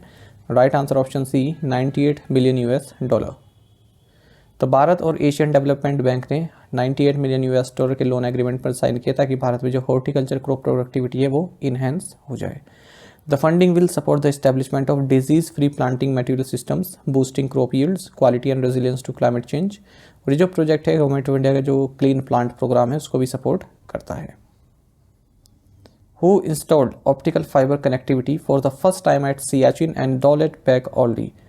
सियाचिन और दौलत बेग ओल्डी में पहली बार ऑप्टिकल फाइबर कनेक्टिविटी किसने स्थापित की है? राइट आंसर ऑप्शन ए, इंडियन आर्मी।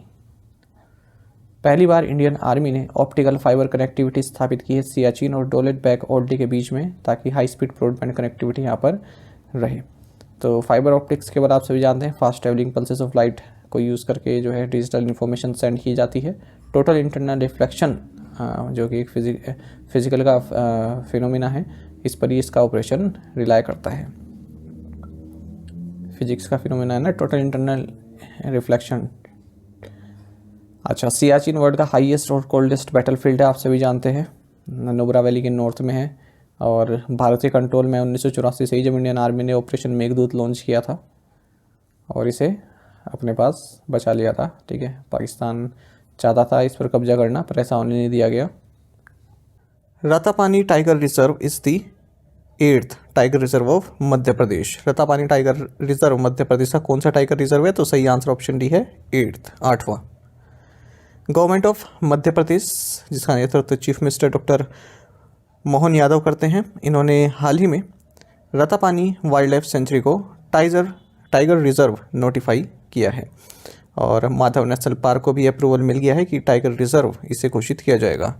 रतापानी मध्य प्रदेश राज्य का 8th टाइगर रिजर्व होगा। यहाँ पर लगभग 90 टाइगर्स हैं और मध्य प्रदेश में अगर हम इसके अलावा टाइगर रिजर्व्स की बात करें तो कान्हा, सतपुड़ा, बांधवगढ़, पेंच, संजय डुबरी, पन्ना और वीरांगना दुर्गावती, ये सभी टाइगर रिजर्व ऑलरेडी यहाँ पर एग्जिस्ट करते हैं। Ratapani wild life sanctuary Raisen और सीहोर डिस्ट्रिक्ट में फैला हुआ है। Who has been appointed as the Managing Director and Chief Executive Officer of NSDL? NSDL ने अपने नए प्रबंध निदेशक और मुख्य कार्यकारी अधिकारी के रूप में किसे नियुक्त किया है? ऑप्शंस आपके सामने हैं। सही आंसर ऑप्शन ए है Vijay Chandok. National securities depository limited NSDL, इन्होंने अनाउंस किया है कि विजय चंदोक इनके मैनेजिंग डायरेक्टर और चीफ एग्जीक्यूटिव ऑफिसर होंगे। इससे पहले ये ICICI सिक्योरिटीज़ में MD एंड CEO के तौर पर कार्यरत रह चुके हैं।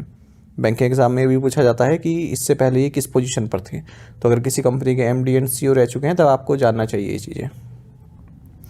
NSDL की बात करें तो एक इंडियन सेंट्रल सिक्योरिटीज़ डिपॉजिटरी है, मुंबई बेस्ड है और अगस्त 1996 में इसकी स्थापना हुई थी। ये फर्स्ट इलेक्ट्रॉनिक सिक्योरिटीज़ डिपॉजिटरी है भारत में और ये इंडिया की फर्स्ट सिक्योरिटीज़ डिपॉजिटरी भी है जो कि एसेट के मामले में 500 लाख करोड़ रुपीस तक पहुंची है। In which district of Malaysia was the 4th edition of Harimau Shakti between India and Malaysia held? भारत और मलेशिया के बीच हरिमाऊ शक्ति का चौथा संस्करण मलेशिया के किस जिले में आयोजित किया गया? ऑप्शंस आपके सामने हैं। सही आंसर ऑप्शन ए है पहांग। देखिए, अगर क्वेश्चन को टफ बनाना है, अगर एग्जामिनर टफ बनाना चाहता है तो इस तरह से भी क्वेश्चन पूछा जा सकता है, क्योंकि अगर आप कहीं भी आर्टिकल पढ़ेंगे, ये बेसिकली मैंने PIB से ये पूरा आर्टिकल लिया है, तो PIB में ही उन्होंने स्पेशली मेंशन किया है कि किस डिस्ट्रिक्ट में ये आयोजित की जा रही है। ठीक है, तो एग्जाम में पूछा जा सकता है इस तरह से भी। India Malaysia joint military exercise Harimau Shakti का जो 4th एडिशन है ये Bentong camp Pahang district Malaysia में हाल ही में संपन्न हुआ है। भारत की ओर से बटालियन ऑफ महर रेजिमेंट के 78 पर्सनल ने इसमें पार्टिसिपेट किया है। लास्ट एडिशन इस एक्सरसाइज का नवंबर 2023 में हुआ था, भारत में ही, उमरोई कैंटोनमेंट, मेघालय, इंडिया में। Where did the 16th session of the Conference of the Parties COP16 of the UNCCD take place? UNCCD का 16वां सत्र कहाँ आयोजित हुआ? ऑप्शंस आपके सामने है। सही आंसर ऑप्शन डी है रियाद, सऊदी अरब। फिर से एक महत्वपूर्ण क्वेश्चन, तो United Nations convention to combat desertification, जिसे हम शॉर्ट में UNCCD बोलते हैं, तो इसकी जो कॉन्फ्रेंस ऑफ पार्टीज़ हैं COP, इनका 16th एडिशन हाल ही में रियाद, सऊदी अरब में संपन्न हुआ है और थीम रहा इस कॉन्फ्रेंस का आवर लैंड आवर फ्यूचर। तो ये जो UNCCD है इसमें 197 पार्टीज़ हैं, यानी कि आप मेंबर्स कह सकते हैं। तो 196 तो कंट्रीज़ हैं, +1 कौन है? European union. अच्छा, इनकी स्थापना देखिए बहुत महत्वपूर्ण है ये वाला पैराग्राफ। रियो कन्वेंशन हुआ था 1992 में, जिसे अर्थ समिट भी कहते हैं, ब्राज़ील में। तो यहाँ पर 3 इस तरह के ट्रीटी सामने आई, जिनकी मतलब आप कह सकते हैं कि जहाँ से जनरेट हुई है। पहली तो यही है UNCCD, यानी कि United Nations convention to combat desertification, और दूसरी है United Nations framework convention on climate change UNFCCC, और तीसरी है convention on biological diversity CBD। Which city hosted the world maritime technology conference 2024? विश्व समुद्री प्रौद्योगिकी सम्मेलन 2024 की मेजबानी किस शहर ने की है? ऑप्शंस आपके सामने है। सही आंसर ऑप्शन सी है, चेन्नई। तो वर्ल्ड मैरीटाइम टेक्नोलॉजी कॉन्फ्रेंस 2024 ये चेन्नई तमिलनाडु में हुई है। 15 साल के गैप के बाद ये कॉन्फ्रेंस फिर से भारत में हुई है। लास्ट बार ये मुंबई ने होस्ट की थी भारत में। इस कॉन्फ्रेंस का थीम है global shipping a battle for survival और torch bearer of hope. World maritime technology conference की अगर हम बात करें तो ये हर 3 साल में एक बार होती है। वर्ल्ड मैरीटाइम टेक्नोलॉजी कांग्रेस इसको कराता है। 21 मेंबर ऑर्गेनाइजेशंस हैं इसमें, वर्ल्ड मैरीटाइम टेक्नोलॉजी कांग्रेस में। Amiya Kumar Bagchi, who passed away recently, was renowned as a prominent expert in which field? Amiya Kumar Bagchi जिनका हाल ही में निधन हो गया, किस क्षेत्र में एक प्रसिद्ध व्यक्तित्व थे? ऑप्शंस आपके सामने हैं। सही आंसर ऑप्शन सी है, पॉलिटिकल इकोनॉमी। तो Indian political economist Amiya Kumar Bagchi का निधन हो गया 88 की एज में। साल 2005 में इन्हें पद्मश्री से भी सम्मानित किया गया था। ये स्टेट बैंक ऑफ इंडिया के ऑफिशियल हिस्टोरियन भी रह चुके हैं 1976 से 1998 के बीच में। ये फाउंडिंग डायरेक्टर हैं ये फाउंडिंग डायरेक्टर भी रह चुके हैं institute of development studies Kolkata के IDS के। 2 ऑब्चुरीज और देख लेते हैं। इयान रेडपाथ, जो कि ऑस्ट्रेलिया के ओपनिंग बैटर्स रहे हैं, काफ़ी जाने माने प्लेयर रहे हैं ये अपने टाइम के। इनका भी निधन हो गया 83 की एज में। वहीं साउथ अफ्रीकन राइटर और पोइट ब्रेटन बेक, जो कि अपार्थित पॉलिसी जो थी ब्रिटिश के द्वारा अफ्रीका में, उसको इन्होंने काफ़ी मजबूत तरीके से अपोज किया। इनका भी निधन हो गया 85 की एज में। In which lake has Uber launched its first water transport service? Uber ने किस भारतीय शहर में अपनी पहली जल परिवहन सेवा शुरू की है? माफ़ कीजिएगा, ये क्वेश्चन इस तरह से है कि हिंदी इसका जो है गलत कन्वर्ट हुआ है। पहले एक्चुअली मैं इसको इनविच सिटी करने वाला था, फिर मैंने इनविच लेक कर दिया, पर हिंदी ट्रांसलेशन इसका सही नहीं हो पाया। ठीक है, तो फिर से मैं पढ़ देता हूँ। उबर ने किस भारतीय झील में अपनी पहली जल परिवहन सेवा शुरू की है? PDF में सही कर देंगे। राइट आंसर ऑप्शन ए है, डल लेक। देखिए, डल लेक आप सभी जानते हैं श्रीनगर में है। तो यहाँ पर जो ये कैब प्रोवाइडर है उबर, इन्होंने अपनी पहली वाटर ट्रांसपोर्ट सर्विस लॉन्च की है, और ये इनकी पहली वाटर ट्रांसपोर्ट सर्विस पूरे इंडिया में ही है। और जो शिकारा राइड्स होते हैं उन्हें उबर ऐप से बुक किया जा सकता है एडवांस में। Uber shikara is Asia's first water transport service. तो एशिया की फर्स्ट वाटर ट्रांसपोर्ट सर्विस भी है जो उबर ने लॉन्च की है शिकारा के लिए। और जैसे यूरोपियन सिटीज़ में चलता है ना, जैसे वेनिस में चलती हैं बुकिंग वगैरह, शिकारा आप जानते होंगे वुडन बोट होती है। डल लेक और जो भी अदर वाटर बॉडीज हैं श्रीनगर, वहाँ पर होती हैं ये एक जगह से दूसरे जाने के लिए, ट्रांसपोर्ट के लिए। डल लेक एक लार्ज फ्रेश वाटर लेक है, और ये सेकंड लार्जेस्ट लेक है जम्मू एंड कश्मीर में। इसे श्रीनगर्स ज्वेल भी बोलते हैं, श्रीनगर्स ज्वेल।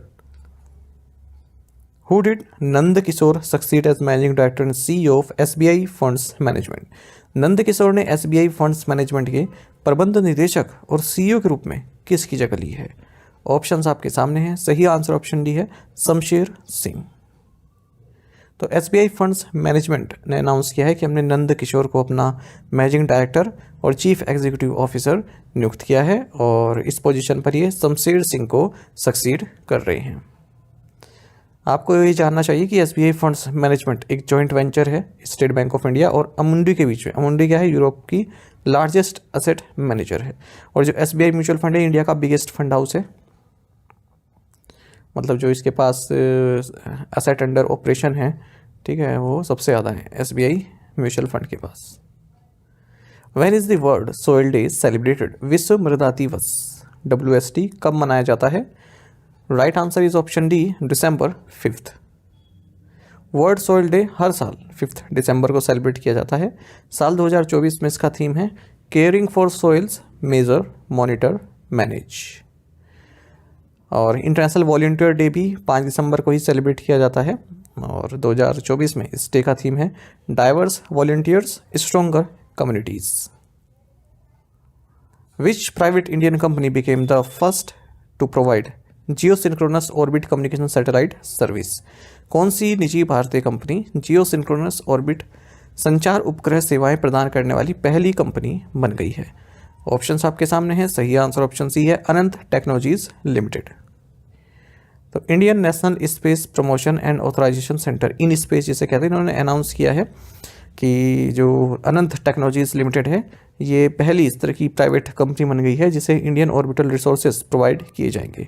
तो एक प्रोग्राम है, अनाउंसमेंट ऑफ अपॉर्चुनिटी प्रोग्राम है। इसके तहत जो नॉन गवर्नमेंट एंटिटीज़ हैं उनको इंडियन ऑर्बिटल रिसोर्सेज एक्सेस कराए जा रहे हैं। इसका मतलब क्या हुआ कि जैसे मान लीजिए ये लोग कोई कम्युनिकेशन सैटेलाइट लॉन्च करते हैं तो जितने भी उसमें रिसोर्सेज चाहिए वो इन स्पेस इस कंपनी को प्रोवाइड कराएगा। साथ ही ऑर्बिटल स्पेस भी प्रोवाइड कराएगा ताकि जो नियर बाई ऑब्जेक्ट्स हैं उनके साथ किसी तरह का कनेक्शन ना हो पाए। और ये जो है KA बैंड के लिए ये इंडियन ऑर्बिटल सर्विसेज या रिसोर्सेज प्रोवाइड किए जा रहे हैं। जनरली जो कम्युनिकेशन सैटेलाइट्स होती हैं वो KA बैंड में ही सिचुएटेड होती हैं। Which state's prominent handicraft गढ़चोला recently received a geographical indication GI tag? किस राज्य के प्रमुख हस्तशिल्प गढ़चोला को हाल ही में भौगोलिक संकेतक प्राप्त हुआ है? Right answer is option A, Gujarat.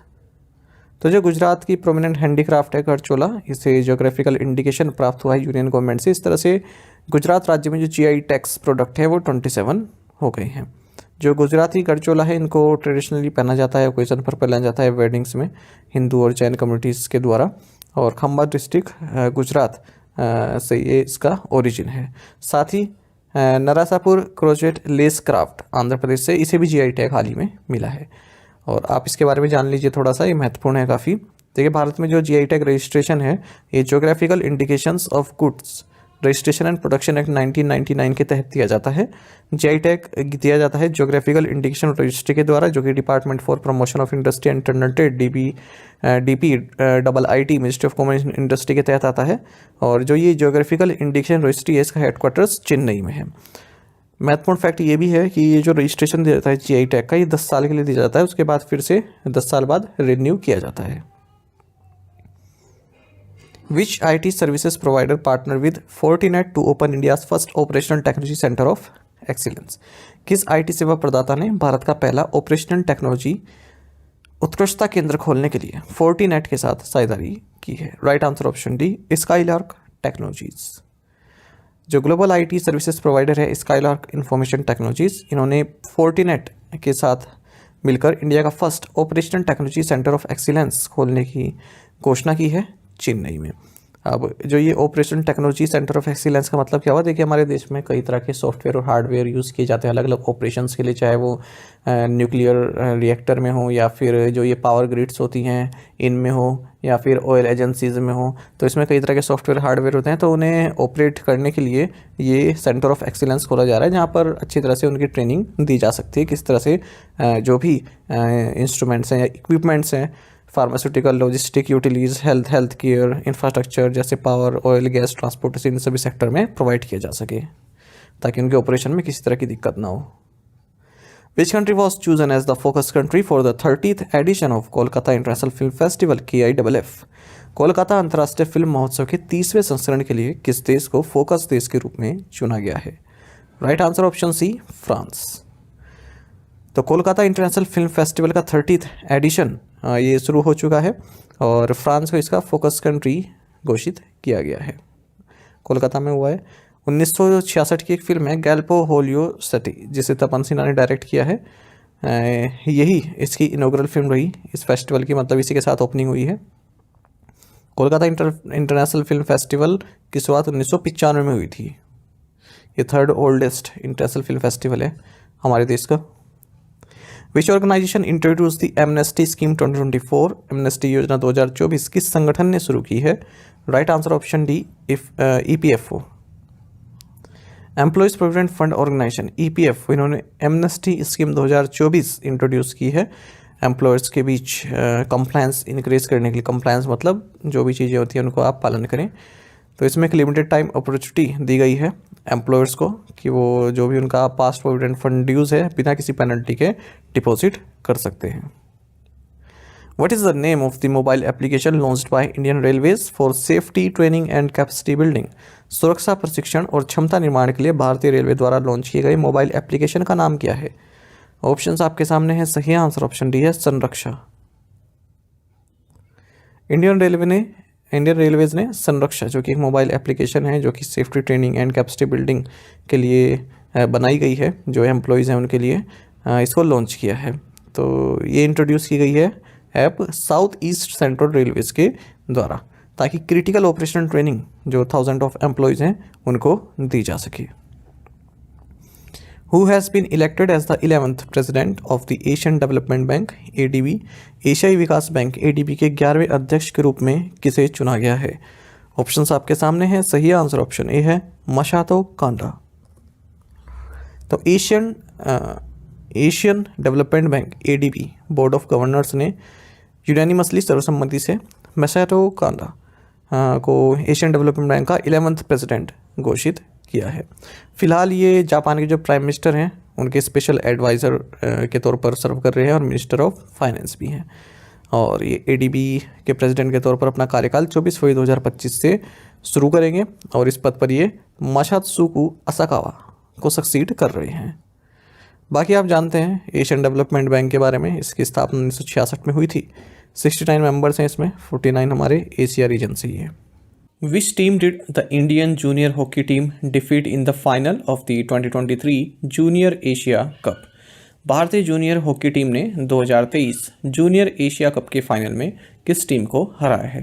Options आपके सामने हैं, सही आंसर ऑप्शन सी है पाकिस्तान। तो इंडियन हॉकी टीम ने पाकिस्तान की टीम को 5-3 से फाइनल में हराकर men's junior Asia cup titles जीत लिया है लगातार तीसरी बार। और ये जो टूर्नामेंट है ये मुस्कैट ओमान में खेला गया है।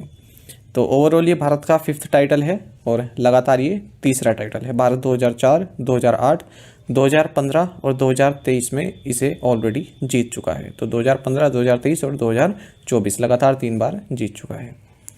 2024 का जो ये men's hockey junior Asia cup है ये 10th एडिशन रहा इस men's hockey junior Asia cup का, जो कि अंडर 21 फील्ड हॉकी चैंपियनशिप होती है एशियन टीम्स के बीच में। एशियन हॉकी फेडरेशन द्वारा इसको आयोजित किया जाता है। अगर इसमें कुछ जो अवार्ड्स हैं उनकी बात करें तो टॉप स्कोरर पाकिस्तान के सुफियान खान को दिया गया है। बेस्ट प्लेयर का अवार्ड इंडिया के अरिजीत सिंह हुंडाल को दिया गया है। बेस्ट यंग प्लेयर जापान के यामाटो कावाहारा और बेस्ट गोलकीपर मलेशिया के रफाइजुल सैनी को दिया गया है। Who won the Qatar grand prix 2024? Qatar grand prix 2024 किसने जीता? ऑप्शंस आपके सामने हैं, सही आंसर ऑप्शन सी है मैक्स वर्स्टेपन। तो मैक्स वर्स्टेपन ने कतर ग्रां प्री 2024 जीत लिया है। वर्स्टेपन के बारे में आप जानती हैं डचन बेल्जियन रेसिंग ड्राइवर हैं, हालांकि डच फ्लैग के अंडर ये compete करते हैं रेड बुल के लिए फार्मूला 1 में। Whose tenure as the head of the Public Enterprises Selection Board PESB has been extended by the government? सरकार ने सार्वजनिक उद्यम चयन बोर्ड PESB के चेयरपर्सन के रूप में किसका कार्यकाल बढ़ाया है? Right answer is option C Mallika Srinivasan. Government ने मल्लिका श्रीनिवासन जो कि पब्लिक एंटरप्राइजेज सिलेक्शन बोर्ड की चेयरपर्सन है, इनका कार्यकाल 1 और साल तक बढ़ा दिया है। हालांकि जो 65 साल की कट ऑफ होती है उसको एक्सटेंड कर दिया है सरकार ने। जो रूल्स होते हैं उसमें कुछ इसमें अलाउ किया है कि आप 65 साल से ऊपर भी कंटिन्यू कर सकते हैं।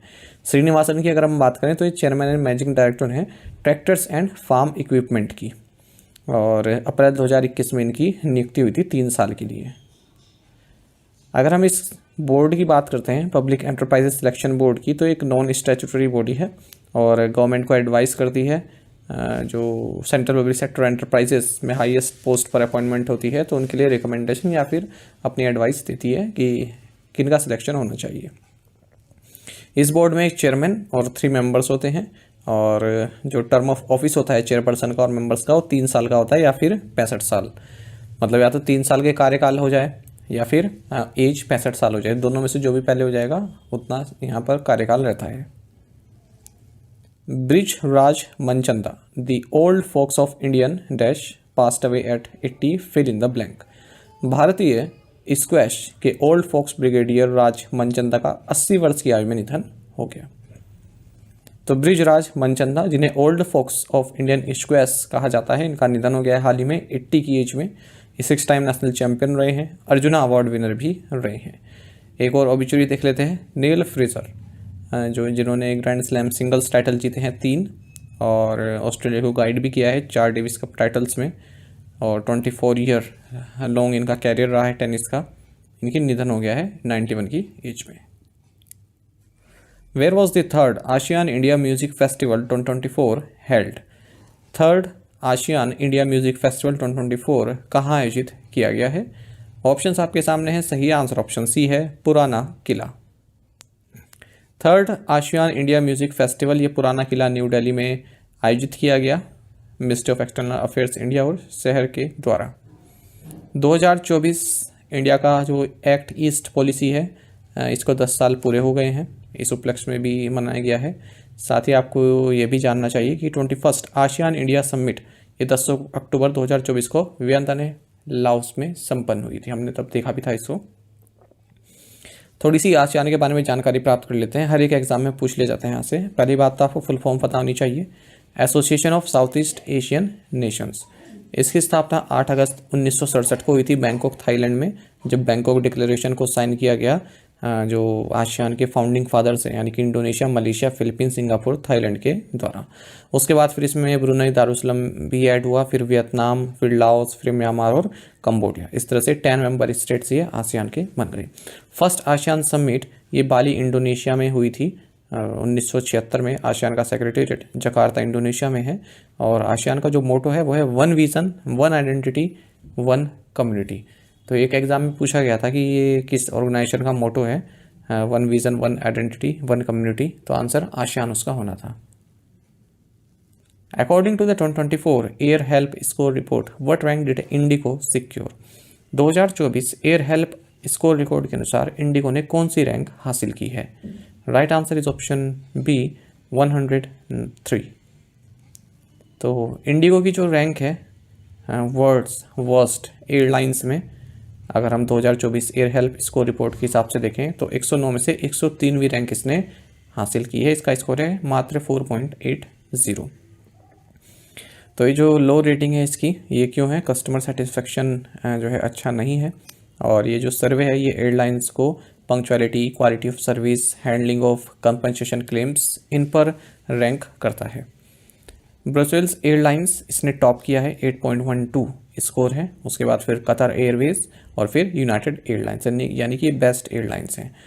एयर इंडिया, ये भी इंडियन एयरलाइन, इसमें रैंक हुई है 61st पोजीशन पर, 6.15 इसका स्कोर है।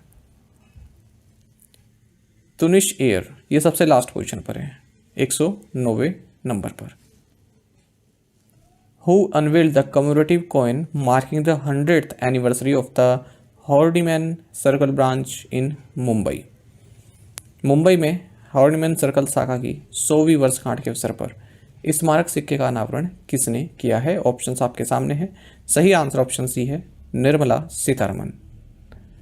तो स्टेट बैंक ऑफ इंडिया ने जो हॉर्डीमैन सर्कल ब्रांच है इसकी मुंबई में, इसके 100 साल पूरे हो चुके हैं, तो इस उपलक्ष्य में 100 रुपीज़ का एक स्मारक सिक्का रिलीज़ किया है, और ये सिक्का रिलीज़ किया गया union finance minister Nirmala Sitharaman के द्वारा।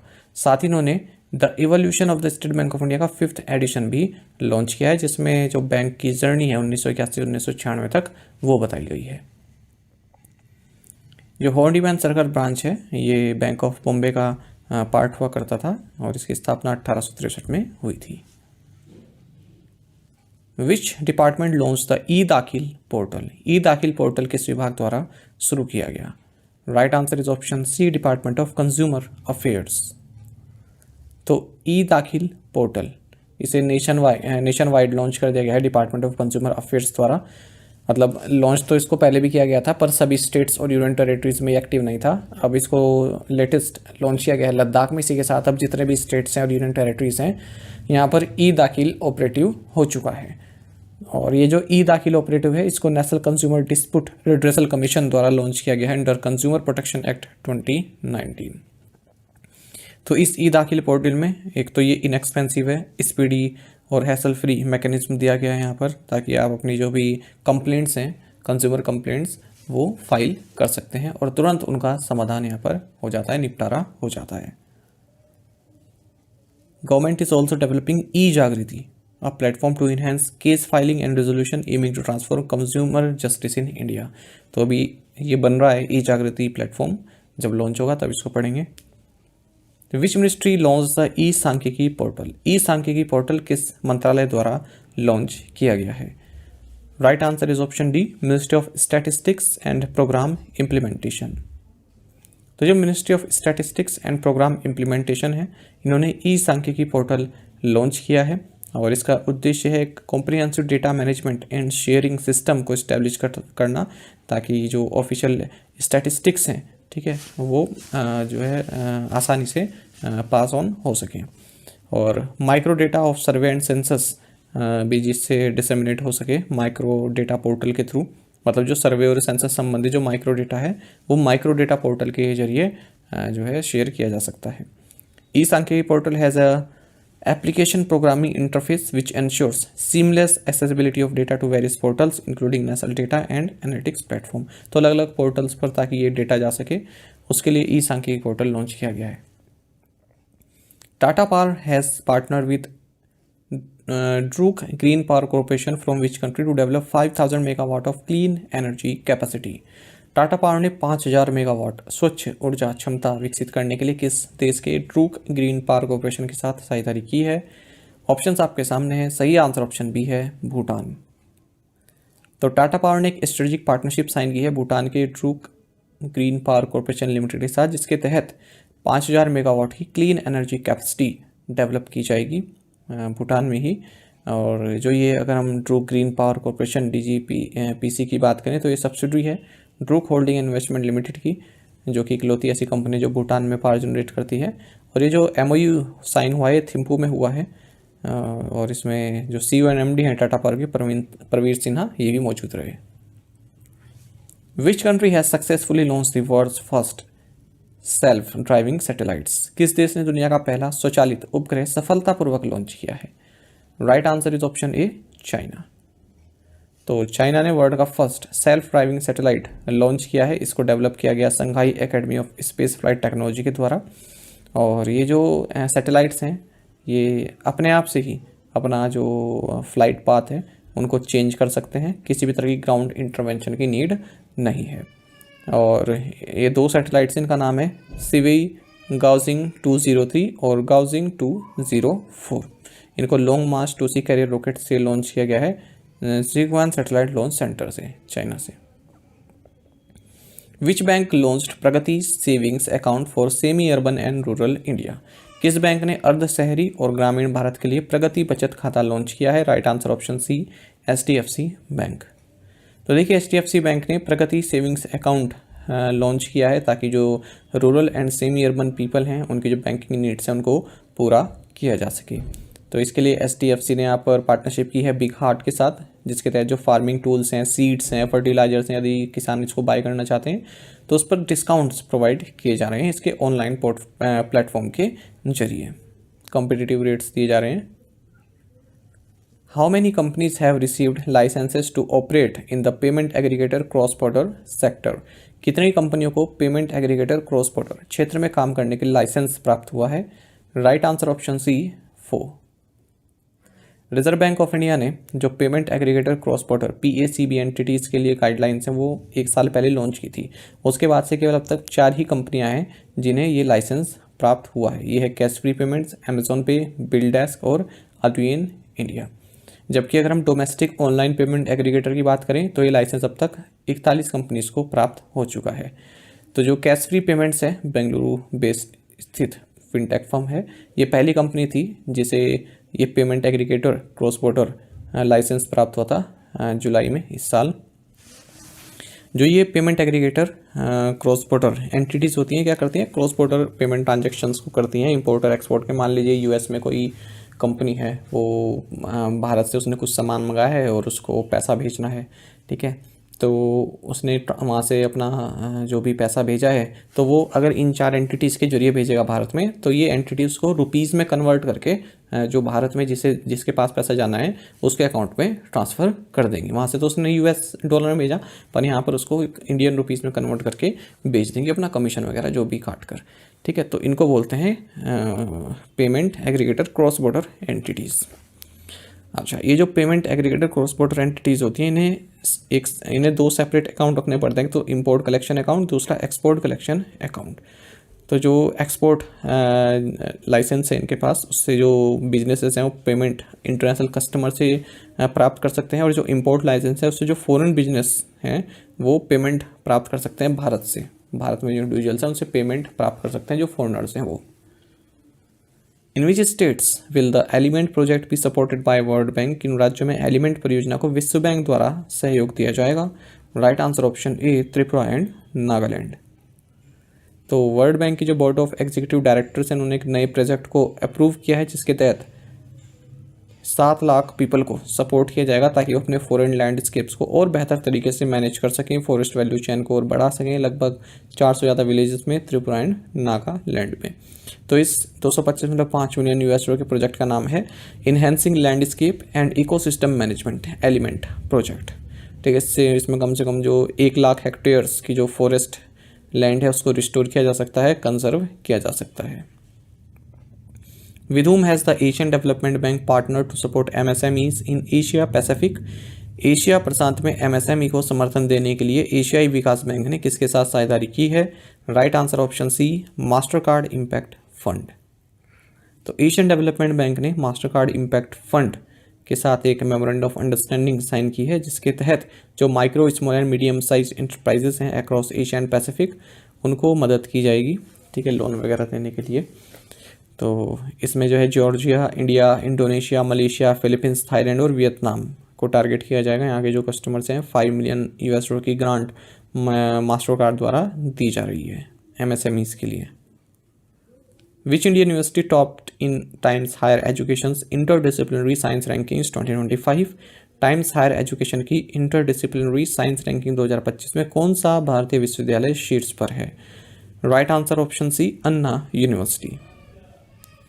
तो टाइम्स हायर एजुकेशन की जो इनॉग्रल यानी कि पहली बार ये रैंकिंग लॉन्च की गई है इंटरडिसिप्लिनरी साइंस रैंकिंग्स 2025, इसमें चेन्नई तमिलनाडु बेस्ड अन्ना यूनिवर्सिटी ने टॉप किया है। अगर हम इंडियन यूनिवर्सिटीज़ की बात करें जो इस लिस्ट में है, तो उनमें सबसे टॉप पर अन्ना यूनिवर्सिटी है। ओवरऑल इसकी रैंकिंग 42nd है, स्कोर है 66.1।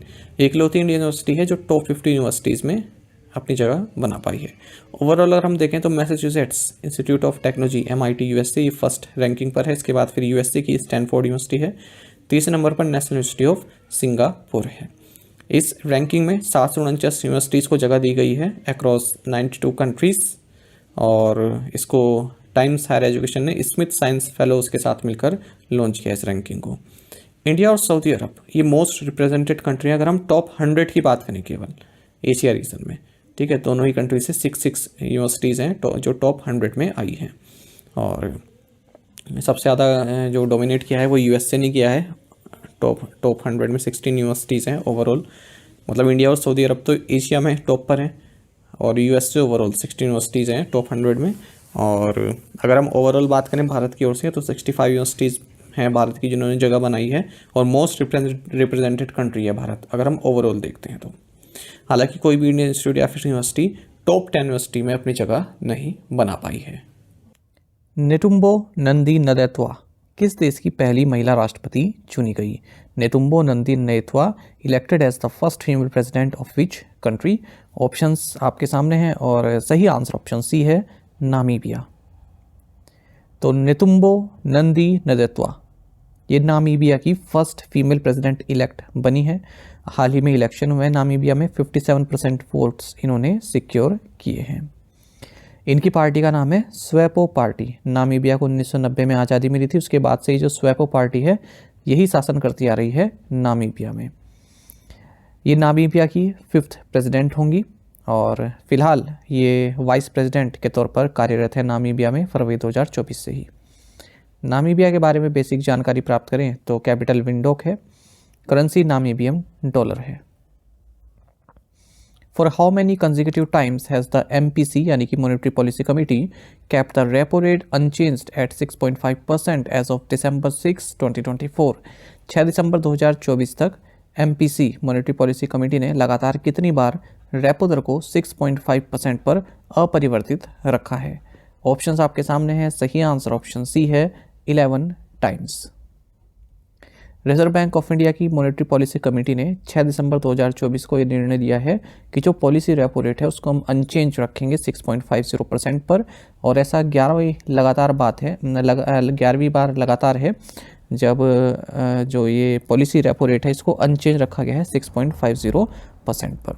तो MPC की मीटिंग 4 से 6 दिसंबर के बीच में हुई है और जो MPC मेंबर्स हैं 6 मेंबर्स होते हैं, तो 4 लोग इसके फेवर में थे कि हाँ अनचेंज रखा जाए, 2 लोग इसके फेवर में नहीं थे, तो मेजोरिटी की बात मानी जाती है, तो इसलिए 6.50% पर अनचेंज्ड रखा है।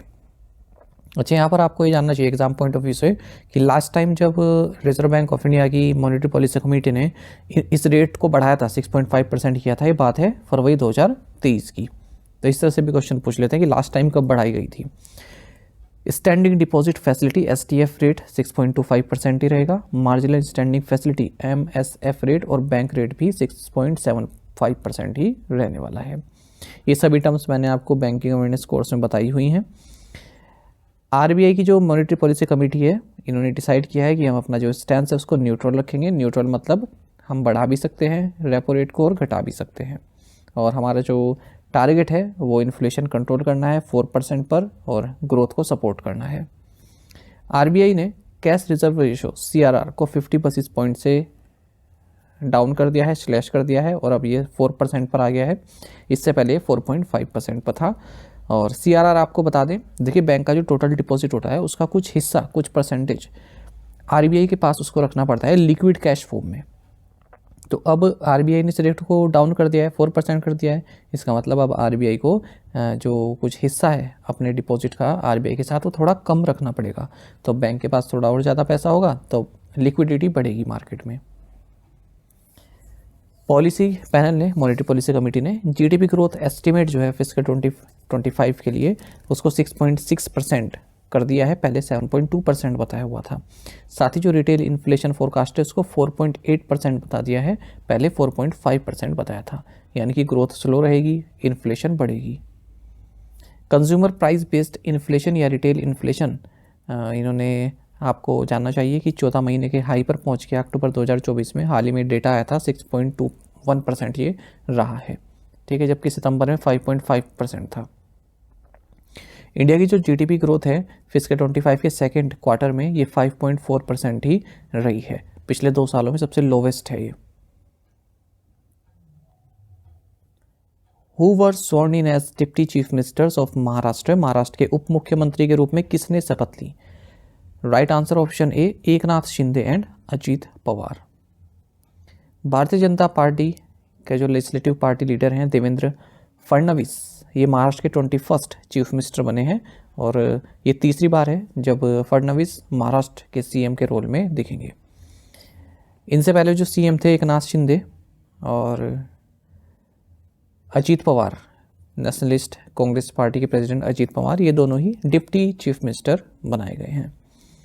अच्छा, एक जो योजना थी जिसने काफ़ी अहम रोल अदा किया है इन इलेक्शंस में, लड़की बहन योजना, तो इसमें इनकी सरकार 1500 रुपये राशि बढ़ाकर 2100 रुपये पर मंथ करने वाली है महिलाओं के लिए। साथ ही फडणवीस ने 5 लाख रुपए की फाइनेंशियल एड भी अप्रूव कर दी है ट्रांसप्लांट सर्जरी के लिए।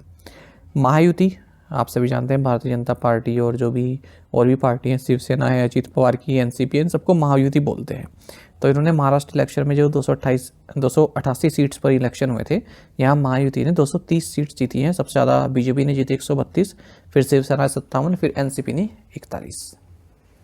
Van is the international civil aviation day celebrated? अंतर्राष्ट्रीय नागरिक उड्डयन दिवस कब मनाया जाता है? राइट आंसर ऑप्शन बी 7 दिसंबर। इंटरनेशनल सिविल एविएशन डे ये हर साल 7 दिसंबर को मनाया जाता है और इस डे को 1994 में इस्टेब्लिश किया गया था international civil aviation organisation ICAO की 50th एनिवर्सरी के रूप में। और यूनाइटेड नेशन जनरल असेंबली ने हालांकि इसको ऑफिशियली रिकॉग्नाइज किया था 1996 में। 2024 में इस इंटरनेशनल सिविल एविएशन डे का थीम रहेगा safe skies sustainable future together for the next 80 years. जो ये ICAO है, इसका हेडक्वार्टर्स भी एग्जाम में पूछा जाता है, मॉन्ट्रियल कनाडा में है। Which state government launch mission Himveer? किस राज्य सरकार ने मिशन हिमवीर लॉन्च किया? Right answer option D Arunachal Pradesh. तो जो अरुणाचल प्रदेश है, इसने मिशन अरुण हिमवीर लॉन्च किया है। इसके लिए मेमोरेंडम ऑफ अंडरस्टैंडिंग साइन किया गया Arunachal Pradesh agriculture marketing board और इंडो तिब्बतन बॉर्डर पुलिस और नॉर्थ ईस्ट फ्रंटियर के बीच में। इस मौके पर अरुणाचल प्रदेश के चीफ मिनिस्टर पेमा खांडू भी मौजूद रहे। तो इसमें क्या होगा, जो भी अरुणाचल प्रदेश से जो लोकल्स हैं, लोकल फार्मर्स हैं, सेल्फ हेल्प ग्रुप्स हैं, फार्मर प्रोड्यूसर्स ऑर्गेनाइजेशंस हैं, फार्मर कोऑपरेटिव्स हैं, इन लोगों से fruits, vegetables, meat, poultry products ही लिए जाएंगे और ITBP को सप्लाई किए जाएंगे। In which event did India's Pawan Kampeli win the bronze medal at the 2024 Asian Esports Games? 2024 Asian sports games में भारत के पवन कंपेली ने किस स्पर्धा में कांस्य पदक जीता है? Right answer option B e football. देखिए, इंडिया के जो पवन कंपेली हैं, इन्होंने ब्रॉन्ज मेडल जीता है ई फुटबॉल में, जो कि हमारे देश का फर्स्ट एवर मेडल है इस इवेंट में। और ये प्रतियोगिता हुई है 2024 Asian sports game Bangkok, Thailand में, और इसको कराया गया एशियन इलेक्ट्रॉनिक स्पोर्ट्स फेडरेशन के द्वारा। इन गेम्स में थाईलैंड टॉप पर रहा है, 2 गोल्ड मेडल इसने जीते हैं। भारत चौथे नंबर पर रहा है, 1 ब्रॉन्ज मेडल के साथ। आपको यहाँ ये जान लेना चाहिए कि International Olympic Committee Olympic e sports games सऊदी अरब में 2025 में होस्ट करने वाली है। पहली बार होंगे Olympic sports games. Where was the international Gita Mahotsav 2024 inaugurated by the chief minister of Haryana? अंतर्राष्ट्रीय गीता महोत्सव 2024 का उद्घाटन हरियाणा के मुख्यमंत्री द्वारा कहाँ किया गया?